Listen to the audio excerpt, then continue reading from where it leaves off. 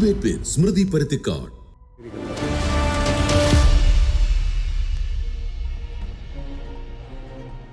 കൊയിലാണ്ടി മണക്കുളങ്ങര ക്ഷേത്രത്തിലെ ഉത്സവത്തിനിടെ ആനകളിടഞ്ഞത് എന്തുകൊണ്ടാണ്? സ്വമേധയാ ഇടപെട്ട കോടതി ചോദിക്കുന്നു, ആരെ കുറ്റപ്പെടുത്തണം, ആരാണ് ഉത്തരവാദി, ആർക്കെതിരെ കേസെടുക്കണമെന്ന്. ഇത്ര ദൂരേക്ക് മുൻപ് പ്രശ്നങ്ങൾ ഉണ്ടാക്കിയിട്ടുള്ള ആനകളെ എഴുന്നള്ളിപ്പിന് അയച്ചതിനെക്കുറിച്ച് ഗുരുവായൂർ ദേവസ്വം ഉദ്യോഗസ്ഥർ കോടതിയിലെത്തി വിശദീകരണം നൽകണം. ആന എഴുന്നള്ളിപ്പിൽ നാട്ടാന പരിപാലന ചട്ടം ലംഘിക്കപ്പെട്ടുവെന്ന് വനം വകുപ്പ് പറയുന്നു. പടക്കം കേട്ട് ആന പേടിച്ചുവെന്ന് വനമന്ത്രി പറയുമ്പോൾ വളരെ ദൂരെ നിന്നാണ് പടക്കം പൊട്ടിച്ചതെന്നാണ് ക്ഷേത്ര സമിതിയുടെ വിശദീകരണം.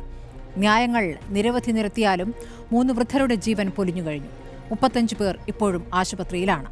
ഉത്സവ ദുരന്തങ്ങൾ വെടിക്കെട്ടായും ആനയുടെ ആക്രമണങ്ങളായും തുടരുമ്പോൾ മനുഷ്യജീവനേക്കാൾ വലിയ ആചാരവാദികളെ നിലയ്ക്ക് നിർത്തേണ്ടേ?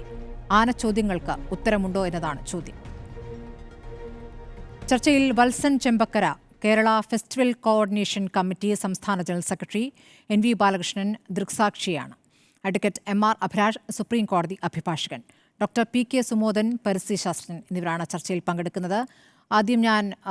ആദ്യം പറഞ്ഞ പേരിലേക്ക് പോവുകയാണ്. Shri Valsan Chembakkara, Kerala festival coordination committee സംസ്ഥാന ജനറൽ സെക്രട്ടറിയാണ്. ശ്രീ വത്സൻ, ഇപ്പോൾ ചട്ടങ്ങൾ ലംഘിക്കപ്പെട്ടിരിക്കുന്നു കൊയിലാണ്ടിയിലെ ഉത്സവത്തിൽ എന്നാണ് പറഞ്ഞിട്ടുള്ളത്. സാധാരണ ഉത്സവങ്ങളിൽ ആനയെ എഴുന്നള്ളിക്കുന്ന രീതികൾ തന്നെയാണ് അവിടെയും അവലംബിച്ചത്. പക്ഷേ ആക്രമണകാരിയായ ആന അവിടെ 3 ജീവനുകൾ എടുക്കുന്ന രൂപത്തിലേക്ക് കാര്യങ്ങൾ മാറുകയായിരുന്നു. അപ്പോൾ ഈ നാട്ടാന പരിപാലന ചട്ടം പ്രത്യക്ഷത്തിൽ തന്നെ ലംഘിച്ചു എന്നാണ് ഇപ്പോൾ ഫോറസ്റ്റ് ഡിപ്പാർട്ട്മെന്റ് തന്നെ കണ്ടെത്തിയിരിക്കുന്നത്. എവിടെയാണ് നാട്ടാന പരിപാലന ചട്ടം പാലിക്കപ്പെടാറുള്ളത്?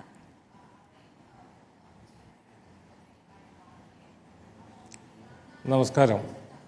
ആദ്യം തന്നെ പറയട്ടെ, കൊയിലാണ്ടി മണക്കുളങ്ങര ദേവീക്ഷേത്രത്തിലുണ്ടായ അതിദാരുണമായിട്ടുള്ള അപകടത്തിൽ 3 പേരുടെ ജീവൻ നഷ്ടപ്പെട്ടതിൽ വളരെയധികം ദുഃഖിക്കുന്നു. അവരുടെ ബന്ധുക്കളുടെയും ഇതുമായി ബന്ധപ്പെട്ട എല്ലാവരുടെയും ദുഃഖത്തിൽ പങ്കുചേരുകയാണ്. കൊയിലാണ്ടി ക്ഷേത്രത്തിലുണ്ടായ ഈ ഉത്സവ എഴുന്നള്ളിപ്പിനോടനുബന്ധിച്ച് നാട്ടാന പരിപാലന ചട്ടത്തിലെ ഏത് ചട്ടമാണ് ലംഘിച്ചത് എന്ന് മനസ്സിലാവുന്നില്ല. ആനകൾ തമ്മിലുള്ള ഡിസ്റ്റൻസ് നിശ്ചയിച്ചിരിക്കുന്നത് ജില്ലാ മോണിറ്ററിംഗ് ഇന്ന് വനമന്ത്രി പറഞ്ഞ കാര്യങ്ങളാണ്. ശ്രീ വത്സൻ, ഇന്നിപ്പോൾ വനമന്ത്രി പറഞ്ഞിരിക്കുന്നതാണ്, ആനകൾക്ക് ഇടച്ചങ്ങല ഇടണമെന്ന നിർദ്ദേശമുണ്ട്, അത് പാലിച്ചിട്ടില്ല. വെടിക്കെട്ട് നടത്തിയത് അശ്രദ്ധമായിട്ടാണ്. അപ്പോൾ അതിലാണ് നടപടികൾ വേണമെന്ന് ആവശ്യപ്പെടുന്നത്. ക്ഷേത്രം ഭാരവാഹികൾ, ആനയുടമകൾ ഒക്കെ ഉത്തരവാദികളാണ്. ആനയെ എഴുന്നള്ളിപ്പിക്കുമ്പോൾ ഇടച്ചങ്ങല ഇടണം എന്നുള്ളത് നിർബന്ധമാണ്. ആനയെ നിർത്തി എഴുന്നള്ളിക്കുമ്പോൾ കൂച്ചുവിലങ്ങിടുക, അതേപോലെ നടയിൽ ഇടകൊളുത്തുക, അമരത്ത് ഇടകൊളുത്തുക എന്നുള്ളത് പതിവാണ്. പക്ഷേ തിടമ്പേറ്റി ഒരു ആന പ്രദക്ഷിണത്തിനായി പോകുന്ന സമയത്താണ് അപകടമുണ്ടായിട്ടുള്ളത്. തിടമ്പേറ്റി ഗുരുവായൂർ ഗോകുൽ, പീതാംബരൻ എന്ന് പറയുന്ന ആനകളാണ്, 2 ആനകളാണ് തിടമ്പേറ്റി നിൽക്കുന്നത്. ആനകൾ നിൽക്കുന്നത് കണ്ടാൽ നമുക്ക് മനസ്സിലാവും, 4 മീറ്റർ ദൂരമെങ്കിലും ആനകൾ തമ്മിലുണ്ട്. ആദ്യമായി തിടമ്പേറ്റിയ ആന നടന്നു നീങ്ങുമ്പോൾ അറിയാം, ഇടച്ചങ്ങല നടയിലെ ഇട അഴിച്ചിട്ടാണ് ആനകൾ നടക്കുക. അമരത്തെ ഇട ലൂസാക്കി കൊളുത്തുന്നുണ്ടാവും, അത് കൊളുത്തിയിട്ടുണ്ട് എന്ന് തന്നെയാണ് മനസ്സിലാക്കുന്നത്. ഗോകുലാന മുന്നിലോട്ട് നടക്കുകയും അതിനുശേഷം പീതാംബരനാനയെ മുൻകാലിലെ ഇടക്കുളത്ത് ഊരിക്കൊണ്ട് ആന പീതാംബരാനയെ മറികടന്നുകൊണ്ട് ഇടതുവശത്ത് കൂടി, ആ നടപ്പന്തലിൻ്റെ ഇടതുവശത്ത് കൂടി, ഈ പീതാംബരനാനയുടെ ഇടതുവശത്ത് കൂടി പീതാംബരനാനയെ മറികടക്കുന്ന സമയത്താണ് ആന കുത്തുന്നത് നമുക്ക് കാണാൻ സാധിക്കുന്നത്. അപ്പോൾ തീർച്ചയായിട്ടും ആന നടക്കുന്ന സമയത്ത് മുന്നിലെ നട പൂട്ടാറില്ല. നട പൂട്ടിയാൽ ആനയ്ക്ക് നടക്കാൻ സാധിക്കില്ല. ആന അങ്ങനെ ഗോകുലാനയെ മറികടക്കുന്ന സമയത്താണ് ആന കുത്തുന്നത്. അത് ആ ആനയുടെ ആ സമയത്തെ മാനസികാവസ്ഥ, അതുപോലെ തന്നെ ആനയ്ക്ക് കോളുണ്ടോ, മതപ്പാടിന് വേണ്ട ലക്ഷണങ്ങളുണ്ടോ ഉണ്ടായിരുന്നോ എന്ന് പരിശോധിച്ചാൽ മാത്രമേ നമുക്കിത് മനസ്സിലാക്കാൻ. താങ്കളിപ്പോൾ പറയുന്നത് ഈ ഇടച്ചങ്ങല പ്രായോഗികമല്ല എന്നാണോ? ആന എഴുന്നള്ളിച്ചു കഴിഞ്ഞാൽ ആനയെ അങ്ങോട്ട് കൊണ്ടുപോകുന്ന സമയത്ത് ഇടച്ചങ്ങല പ്രായോഗികമല്ല എന്നാണ് പറഞ്ഞു വരുന്നത്? ആന നടക്കുമ്പോൾ എങ്ങനെയാ മുന്നിലെ നമ്മുടെ 2 കാലും കൂട്ടിക്കെട്ടി കഴിഞ്ഞാൽ നടക്കാൻ എങ്ങനെയാ സാധിക്കുക? ആന തിടമ്പേറ്റി പ്രദക്ഷിണം ചെയ്യണം. ആന പ്രദക്ഷിണം ചെയ്യുന്ന സമയത്ത് നടയിലെ ആനയെ നിർത്തി എഴുന്നള്ളിച്ച് മേളം നടക്കുന്ന സമയത്ത് തീർച്ചയായിട്ടും ആനയെ നട കൊളുത്താറുണ്ട്, കൂട്ടി കൊളുത്താറുണ്ട്. അമരത്ത് ക്ലോസ് ആയിട്ട് ചങ്ങല കൊളുത്താറുണ്ട്. അമരം എന്ന് പറയുന്നത് പിൻകാലുകളാണ്. പിൻകാലുകൾ ലൂസാക്കിയിട്ടാണ് കൊളുത്തുക. അത് നിൽക്കുന്ന സമയത്ത് ആനയ്ക്ക് അങ്ങോട്ടും ഇങ്ങോട്ടും ചെരിയുന്നതിനും ചെറിയ മൂവ്മെൻറ്റുകൾ നടത്തുന്നതിനും വേണ്ടിയിട്ടാണ് ലൂസാക്കി കൊളുത്തുന്നത്. മുന്നിലെ നട എന്ന് പറയുന്നത്, മുൻകാലുകൾ എന്ന് പറയുന്നത് കൂട്ടി ബന്ധിക്കാറുണ്ട്. പക്ഷേ ആന പ്രദക്ഷിണം ചെയ്യുന്ന സമയത്ത് മുൻകാലുകളുടെ ചങ്ങല ആ ഒരു കാലിലെ ചങ്ങല മറ്റേ കാലിലേക്ക് പകർത്തി കൊളുത്തിയിട്ടാണ് ആന നടത്താറ്. അത് മാത്രമാണ് അവിടെ നടന്നിട്ടുള്ളത്. അപ്പോൾ പറഞ്ഞു വരുന്നത് ഇത് ദൗർഭാഗ്യകരമായ ഒരു സംഭവമാണ്. ഉത്സവത്തിനെത്തുന്നവർ സ്വന്തം റിസ്കിൽ വന്നുകൊള്ളണം എന്നതാണോ അതിൽ നിന്ന് മനസ്സിലാക്കേണ്ടത്? കോടതിയും ചോദിക്കുകയാണ്, ആരോട് ചോദിക്കണം, എന്ത് ചോദിക്കണം, ആരാണ് ഉത്തരവാദി എന്ന് എങ്ങനെയാണ് അറിയാനാവുക എന്ന് കോടതിയും സംശയിക്കുകയാണ്. ഞാൻ പറഞ്ഞതിന് ഇത്തരത്തിലുള്ള അർത്ഥമില്ല. 2012 നാട്ടാന പരിപാലന ചട്ടം എന്ന് പറയുന്നത് ഏറ്റവും സുരക്ഷിതമായി ആനകളെ എഴുന്നള്ളിക്കുന്നതിനും അതോടൊപ്പം തന്നെ പ്രായോഗിക സമീപനങ്ങൾ ഉൾക്കൊള്ളുന്ന ഒരു ചട്ടവുമാണ് 2012 നാട്ടാന പരിപാലന ചട്ടം എന്ന് പറയുന്നത്. അത് പൂർണ്ണമായിട്ടും പാലിക്കപ്പെടുക എന്നുള്ളത് ക്ഷേത്ര കമ്മിറ്റിയും അതേപോലെ തന്നെ വനം വകുപ്പ് അത് പാലിക്കുന്നുണ്ടോ എന്ന് ഉറപ്പുവരുത്തുന്നത് വനം വകുപ്പിന്റെ ഉത്തരവാദിത്തമാണ്. പലപ്പോഴും നമ്മൾ കാണുന്നത് ഈ ആനകളെ മത്സരിപ്പിക്കാൻ പാടില്ല എന്ന് പറയുന്നു. പക്ഷെ ആനകളെ മത്സരിപ്പിക്കുന്ന സമയത്ത്, ആനകളെ തലകുത്തിപ്പൊക്കി മത്സരിപ്പിക്കുന്ന സമയത്ത്, അനാവശ്യമായിട്ടുള്ള പ്രവണതകൾ നടത്തുന്ന സമയത്ത് ആനയുടെ കണ്ണിലേക്ക് ലേസർ പ്രകാശം ജ്വലിപ്പിക്കുന്ന സമയത്ത് ഇതെല്ലാം തടയുവാനോ, അല്ലെങ്കിൽ പലവട്ടം ഞാൻ തന്നെ സംസ്ഥാന ജനറൽ സെക്രട്ടറി എന്ന രീതിയിൽ പാലക്കാട് നടന്നിട്ടുള്ള പല എഴുന്നള്ളിപ്പുകൾക്കും വിളിച്ചു പറഞ്ഞിട്ടുണ്ട്. ബഹുമാനപ്പെട്ട DFI വിളിച്ചു പറഞ്ഞിട്ട് നടക്കാണ്ട് PCSFിനെ പിന്നെ വിളിച്ചു പറഞ്ഞിട്ടുണ്ട്. അപ്പോഴും ഇവരെല്ലാം ക്രിയാത്മകമായി ഇടപെടുന്നില്ല എന്നുള്ളതാണ് വാസ്തവം. വനം വകുപ്പ് ഒരു സ്ഥലത്ത്, ഞാൻ പേരോർക്കുന്നില്ല, പാലക്കാട് ജില്ലയിൽ കഴിഞ്ഞ ആഴ്ചയുണ്ടായ ഒരു സംഭവമാണ്. കഴിഞ്ഞ ആഴ്ച ഒരു 10 ദിവസമായിട്ടുണ്ടാവും. അവിടെ 14 ആനയ്ക്ക് അനുമതിയുള്ള സ്ഥലത്ത് 18 ആനയെ കൊണ്ടുവന്നു. കേരള ഫെസ്റ്റിവൽ കോർഡിനേഷൻ കമ്മിറ്റിയുടെ ഭാരവാഹി എന്ന നിലയിൽ അവിടുത്തെ ക്ഷേത്ര കമ്മിറ്റി, സെൻട്രൽ കമ്മിറ്റി എന്നെ വിളിച്ചു പറഞ്ഞു, ഇവർ കേൾക്കുന്നില്ല, ദേശ കമ്മിറ്റികൾ കേൾക്കുന്നില്ല, അവർ ആനയെ അധികമായി കൊണ്ടുവരുന്നു എന്ന് പറഞ്ഞ സമയത്ത് ഞാൻ DFIനെ വിളിച്ചു, നടപടി ഉണ്ടായില്ല. തുടർന്ന് ചീഫ് ലൈഫ് വാർഡനെ തന്നെ വിളിച്ചു പറഞ്ഞു. ചീഫ് ലൈഫ് വാർഡൻ അന്വേഷിക്കാൻ ഉത്തരവിടുകയും അതിൻ്റെ അടിസ്ഥാനത്തിൽ 3 ആനകളെ പറഞ്ഞയച്ച് ബാക്കി ആനകൾ എഴുന്നള്ളിക്കുകയും അവിടെ ആനകൾ കൂടുതലായിട്ട് വന്നിട്ടില്ല എന്നാണ് പറഞ്ഞത്. പല പ്രാവശ്യവും ആനകൾ തമ്മിൽ തലകുത്തിപ്പൊക്കി മത്സരിക്കുന്ന സമയത്ത് അത് വീഡിയോ സഹിതം അയച്ചിട്ടും ACFമാർ നടപടിയെടുക്കുന്നില്ല. ഞാൻ ജില്ലാ മോണിറ്ററിംഗ് കമ്മിറ്റി മെമ്പർ കൂടിയാണ് തൃശ്ശൂരിൽ. അവിടെ ഞാൻ വിളിച്ചു പറഞ്ഞിട്ട് പോലും നടപടിയെടുക്കുന്നില്ല. അപ്പോൾ എങ്ങനെയാണ് ഈ ചട്ടങ്ങൾ മുന്നോട്ട് കൊണ്ടുപോകാൻ സാധിക്കുക? അവർക്ക് ഔദ്യോഗികമായി പോലീസോ ഫോറസ്റ്റോ അതിൽ കാര്യക്ഷമമായി ഇടപെടുന്നില്ല. ഒരു പരാതി തന്നെ. ശരി, ഇതെല്ലാം വനവകുപ്പിന്റെ ഒരു കുഴപ്പമായി പറയാൻ എളുപ്പമാണ്. അഡ്വക്കേറ്റ് MR അഭിലാഷ്, ഇന്നിപ്പോൾ കോടതി പറയുകയാണ് ആർക്കെതിരെ കേസെടുക്കണം, ആരോടൊക്കെ ചോദിക്കണം എന്നുള്ളത്. പലതവണ ഈ ആനയുടെ ആക്രമണങ്ങളുമായി ബന്ധപ്പെട്ടുള്ള വിഷയം കോടതിയുടെ മുന്നിൽ എത്തിയിട്ടുള്ളതാണ്. ഇനി ആനകളുടെ സുരക്ഷയുമായി ബന്ധപ്പെട്ട്, അല്ലെങ്കിൽ ആനയ്ക്ക് ഒരു എന്താ പറയുക, മൃഗങ്ങളോടുള്ള അനീതി എന്ന നിലയ്ക്ക് പോലും ഈ വിഷയം കോടതിയുടെ മുന്നിൽ എത്തിയിട്ടുള്ളതാണ്. അപ്പോൾ ഈ തൃശ്ശൂർ പൂരം നടത്തിപ്പുമായി ബന്ധപ്പെട്ടൊക്കെ ഈ വിഷയം എത്തിയപ്പോൾ അതിനെ ആചാരം എന്ന വിഷയത്തിൽ ഒതുക്കിക്കൊണ്ട് എങ്ങനെയാണ് അതിനെ മറികടക്കാൻ ശ്രമിച്ചതെന്നൊക്കെ നമ്മൾ കണ്ടിട്ടുള്ളതാണ്. പക്ഷെ അപ്പോഴും ചട്ടങ്ങളുണ്ട്, ഈ ചട്ടങ്ങൾ പാലിക്കപ്പെടുന്നില്ല. ഇത് വനം വകുപ്പ് മാത്രം നോക്കേണ്ട ഒരു കാര്യമായിട്ടാണോ ഇതിനെ കാണേണ്ടത്, അഡ്വക്കേറ്റ് MR അഭിലാഷ്? അല്ല സ്മൃതി, ഇവിടെ 2012 ക്യാപ്റ്റീവ് എലിഫൻസ് റൂൾസ് ഉണ്ട്, നാട്ടാന പരിപാലന ചട്ടമുണ്ട്. അപ്പോൾ അത് പ്രകാരം മാത്രമാണ് ഇത്തരത്തിൽ ഉത്സവങ്ങൾക്ക് ആനകളെ എഴുന്നള്ളിപ്പിക്കുവാനുള്ള മാനദണ്ഡങ്ങൾ നിശ്ചയിക്കപ്പെട്ടിരിക്കുന്നത്. അത് എല്ലാവർക്കും, ഉത്സവം ഫെസ്റ്റിവൽ ഓർഗനൈസേഴ്സിന് ഉൾപ്പെടെ എല്ലാവർക്കും അത് വളരെ ശക്തമായിട്ട് നടപ്പാക്കുവാനുള്ള ഉത്തരവാദിത്വമുണ്ട്. ഒരു ജില്ലാതല ഒരു കമ്മിറ്റിയുണ്ട്. മുറിവേറ്റ ആനകളെ, അസുഖമുള്ള ആനകളെ, മദപ്പാടുള്ള ആനകളെ, ഗർഭിണികളായിട്ടുള്ള പ്രഗ്നൻസി ഉള്ള, അതിപ്പം ക്ഷേത്ര ഉത്സവത്തിനെ കൊണ്ടു നടക്കുന്ന കാര്യമല്ല പറഞ്ഞ്, അങ്ങനെയുള്ള അതിനെയൊന്നും നമ്മൾ പരേഡ് ചെയ്യാൻ പാടില്ല.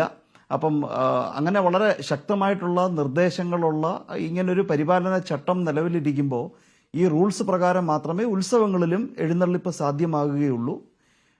അപ്പൊ അത് എൻഫോഴ്സ് ചെയ്യുന്നതിൽ എവിടെയാണ് പരാജയപ്പെട്ടത് എന്നുള്ളത് വളരെ ഈ ഗുരുവായൂർ ദേവസ്വത്തിന്റെ ആനകളെയാണ് കൊണ്ടുവന്നത് അഡ്വക്കേറ്റ് MR അഭിലാഷ്. ഇതിൽ ഗോകുൽ പീതാംബരൻ, ഈ പീതാംബരൻ എന്ന ആന ആക്രമണ സ്വഭാവമുള്ളതാണ്. നേരത്തെയും കൂടുതൽ ആനകളെ കൂടെ കണ്ടു കഴിഞ്ഞാൽ ആക്രമണ സ്വഭാവം കാണിച്ചിട്ടുള്ളതാണത്രേ.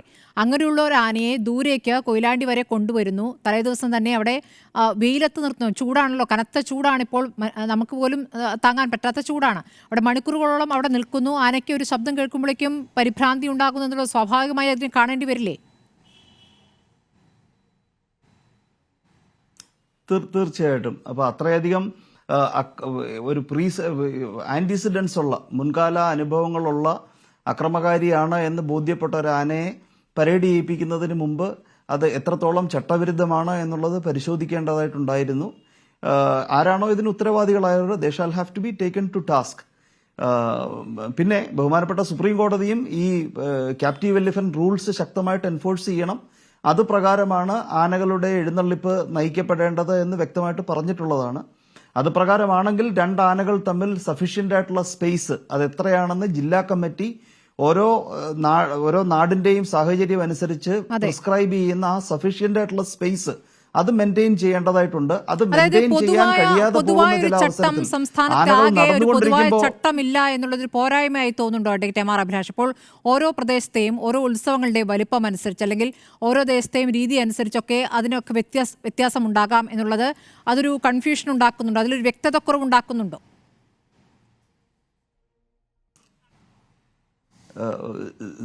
സ്മൃതി, ഈ ഒരു ചോദ്യത്തിന് ഉത്തരം പറയുമ്പോൾ എനിക്ക് ഒരു പരിമിതിയുള്ളത്, ഈ ബഹുമാനപ്പെട്ട സുപ്രീം കോടതിയിൽ പെൻഡിംഗ് ആയിട്ടുള്ള കേസ് നടത്തുന്നത് ഞാനാണ്, അപ്പിയർ ചെയ്തത് ഞാനാണ്. അവിടെ തിരുവമ്പാടി പാറമേക്കാവ് ദേവസ്വങ്ങൾക്ക് വേണ്ടിയാണ് അപ്പിയർ ചെയ്തിരിക്കുന്നത്. അപ്പോൾ ഒരു പരിമിതി അവിടെ ഉണ്ട്. പക്ഷേ എന്നാൽ തന്നെയും ഈ സംസ്ഥാനമൊട്ടാകെ ആപ്ലിക്കബിൾ ആയിട്ടുള്ള ഒരു സെറ്റ് ഓഫ് ചട്ടങ്ങളുണ്ട് എന്ന് പറയുമ്പോൾ എന്തുകൊണ്ടാണ് ഈ ഡിസ്ട്രിക്ട് കമ്മിറ്റി ഇത് നിശ്ചയിക്കണമെന്ന് സർക്കാർ പറഞ്ഞിരിക്കുന്നതെന്ന് നാം പരിശോധിച്ചാൽ മനസ്സിലാക്കാൻ കഴിയും. ഓരോ പ്രാദേശികമായിട്ട് ഓരോ സ്ഥലത്തും ഇപ്പം ലഭ്യമായിട്ടുള്ള സ്ഥലത്തിന്റെ പരിമിതിയുടെ അനുസരിച്ചിട്ടാണ് ഈ ആനയെ എഴുന്നള്ളിപ്പിക്കാൻ കഴിയുക. അപ്പോൾ അവിടെ ഒരു കട്ട് ആൻഡ് ഡ്രൈ ആയിട്ടുള്ള ശക്തമായിട്ടൊരു ക്ലിപ്തമായിട്ടുള്ള ഒരു ഡിസ്റ്റൻസ് നിശ്ചയിക്കപ്പെട്ട് കഴിഞ്ഞു കഴിഞ്ഞാൽ അത് നടപ്പിൽ വരുത്തുന്നതിന് ബുദ്ധിമുട്ടുണ്ട് എന്നുള്ളത് കൊണ്ടായിരിക്കാം അത്തരത്തിൽ സഫീഷ്യന്റ് സ്പേസ് എന്ന് ചട്ടം പറയുന്നത്. അപ്പൊ സഫീഷ്യന്റ് സ്പേസ് എന്ന് പറയുന്നത് ബഹുമാനപ്പെട്ട ഹൈക്കോടതി അത് വ്യക്തമാക്കുവാൻ വേണ്ടി ഇത്ര മീറ്റർ എന്ന് പ്രിസ്ക്രൈബ് ചെയ്യുകയുണ്ടായി. പക്ഷെ അത് പ്രായോഗികമല്ലെന്ന് കണ്ടിട്ടാണ് ബഹുമാനപ്പെട്ട സുപ്രീം കോടതി അത്തരത്തിലുള്ള ഡയറക്ഷൻസ് സ്റ്റേ ചെയ്തത്. അപ്പോൾ ഓരോ സ്ഥലത്തും പ്രാദേശികമായിട്ട് ചില പരിമിതികളുണ്ട്. സംസ്ഥാനമെമ്പാടും എൻഫോഴ്സ് ചെയ്യാൻ കഴിയുന്ന ക്യാപ്റ്റീവ് എലിഫന്റ് റൂൾസ് ഉണ്ട്. പക്ഷേ ഈ വ്യത്യസ്തതകൾ കണക്കിലാക്കാതെ എൻഫോഴ്സ് ചെയ്യുന്നതിനകത്തൊരു പരിമിതിയുണ്ട്. ബഹുമാനപ്പെട്ട സുപ്രീം കോടതി കഴിഞ്ഞ ദിവസവും ഇത് സംബന്ധിച്ച് മറ്റേതോ കക്ഷി മെൻഷൻ ചെയ്തപ്പോൾ പറയുകയുണ്ടായി, ഈ ക്ഷേത്രങ്ങളിലെ ഉത്സവങ്ങൾ നിലനിർത്തപ്പെടണമെന്നുള്ള ഉദ്ദേശത്തോടു കൂടിയാണ് ഈ ബഹുമാനപ്പെട്ട ഹൈക്കോടതിയുടെ ഡയറക്ഷൻസ് സ്റ്റേ ചെയ്തത്. പക്ഷേ എന്തെങ്കിലും നിങ്ങൾക്ക് ബുദ്ധിമുട്ടുണ്ടെങ്കിൽ ഹൈക്കോടതിയിലേക്ക് പൊക്കോളൂ എന്നാണ് പറഞ്ഞിരിക്കുന്നത്. ഇപ്പോഴും ഈ വ്യവഹാരം ഹൈക്കോടതിയുടെ പരിഗണനയിലാണ്. ഇതുപോലെ ഒരു മഹാദുരന്തം ഉണ്ടായപ്പോൾ പെട്ടെന്ന് തന്നെ ബഹുമാനപ്പെട്ട ഹൈക്കോടതി അത് സംബന്ധിച്ചിട്ടുള്ള കേസെടുക്കുകയും അത് അവർ കോഗ്നൈസൻസിൽ ആ വിഷയം എടുത്തു കഴിഞ്ഞു. ഇനിയിപ്പോൾ കോടതി തീരുമാനിക്കട്ടെ ഇങ്ങനെയുള്ള സാഹചര്യങ്ങളെ എങ്ങനെ ശക്തമായിട്ട് ഈ ക്യാപ്റ്റീവ് എലിഫന്റ് റൂൾസ് പ്രകാരം നേരിടാൻ കഴിയുമെന്നുള്ളത്. അപ്പോഴും ഈ അപ്രായോഗികമാണ് 2012 ഹൈക്കോടതി കൊണ്ടുവന്ന മാർഗരേഖ എന്ന് സുപ്രീം കോടതി പറയുമ്പോഴും നാട്ടാന പരിപാലന ചട്ടം പാലിക്കണമെന്ന് കൃത്യമായി തന്നെ സുപ്രീം കോടതി പറഞ്ഞിട്ടുണ്ട്. പക്ഷെ അത് പാലിക്കപ്പെടുന്നില്ല എന്നുള്ളതാണ് ആനകളുടെ വിശ്രമത്തിന്റെ കാര്യത്തിൽ. അതുപോലെ എഴുന്നള്ളിപ്പോൾ ഒരു ഉത്സവം കഴിഞ്ഞ് അടുത്ത ഉത്സവത്തിനിടയ്ക്ക് ഇത്ര ഗ്യാപ്പ് ഉണ്ട്, അവർക്ക് ഇത്ര ദിവസം കഴിഞ്ഞ് മറ്റൊരു ഉത്സവത്തിലേക്ക് അവയെ കൊണ്ടുപോകാവൂ എന്നുണ്ട്. ഇതൊക്കെ പാലിക്കപ്പെടുന്നുണ്ടോ എന്നുള്ള സംശയം അവിടെ നിൽക്കുന്നു, ചോദ്യങ്ങൾ അവിടെ നിൽക്കുന്നു. ശ്രീ എൻ വി ബാലകൃഷ്ണൻ കൊയിലാണ്ടിക്കാരനാണ്, രാഷ്ട്രീയ നേതാവ് എന്ന നിലയ്ക്കല്ല ഈ ചർച്ചയിൽ പങ്കെടുക്കുന്നത്. ശ്രീ എൻ വി ബാലകൃഷ്ണൻ, താങ്കൾ ദൃക്സാക്ഷിയാണ് ഈ ദുരന്തത്തിന്. ആ ദിവസം തന്നെ ഇന്നലെ തന്നെ ഈ വിഷയത്തിൽ താങ്കൾ കൃത്യമായ കാര്യങ്ങൾ അവിടെ നിന്ന് ചൂണ്ടിക്കാണിച്ചതാണ്. ഈ ആനകളെ എപ്പോഴാണ് അവിടെ കൊണ്ടുവന്നിരുന്നത്? വെയിലത്ത് നിൽക്കുകയായിരുന്നു. ഈ ചൂടൊക്കെ ഒരു പ്രധാനപ്പെട്ട ഘടകമായിട്ടുണ്ടല്ലോ. കുഴപ്പക്കാരനായ ആനയെ അവിടെ കൊണ്ടുവരുന്നു, ആ ആന തന്നെ അവിടെ പ്രശ്നമുണ്ടാക്കുന്നു. ഈ 3 ജീവനുകളിൽ പോയതിൽ ലീലയുടെ മരണം ആനയുടെ ചവിട്ടേറ്റിട്ടാണ് എന്നുള്ള കാര്യം ഇപ്പോൾ വ്യക്തമായി കഴിഞ്ഞിരിക്കുന്നു.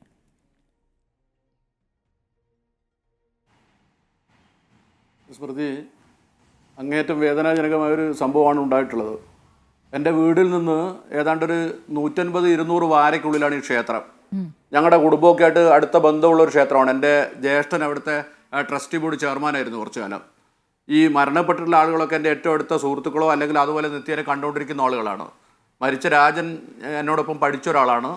അതിനുശേഷം ഇവിടുന്ന് ഊരള്ളൂർ എന്ന് പറയുന്ന പ്രദേശത്തേക്ക് കല്യാണമൊക്കെ കഴിച്ചിട്ട് അവിടെ വീട് വെച്ച് താമസിക്കുന്ന ഒരാളാണ്. ഈ ഉത്സവത്തിനാണ് സാധാരണയായി നാട്ടിൽ വരിക.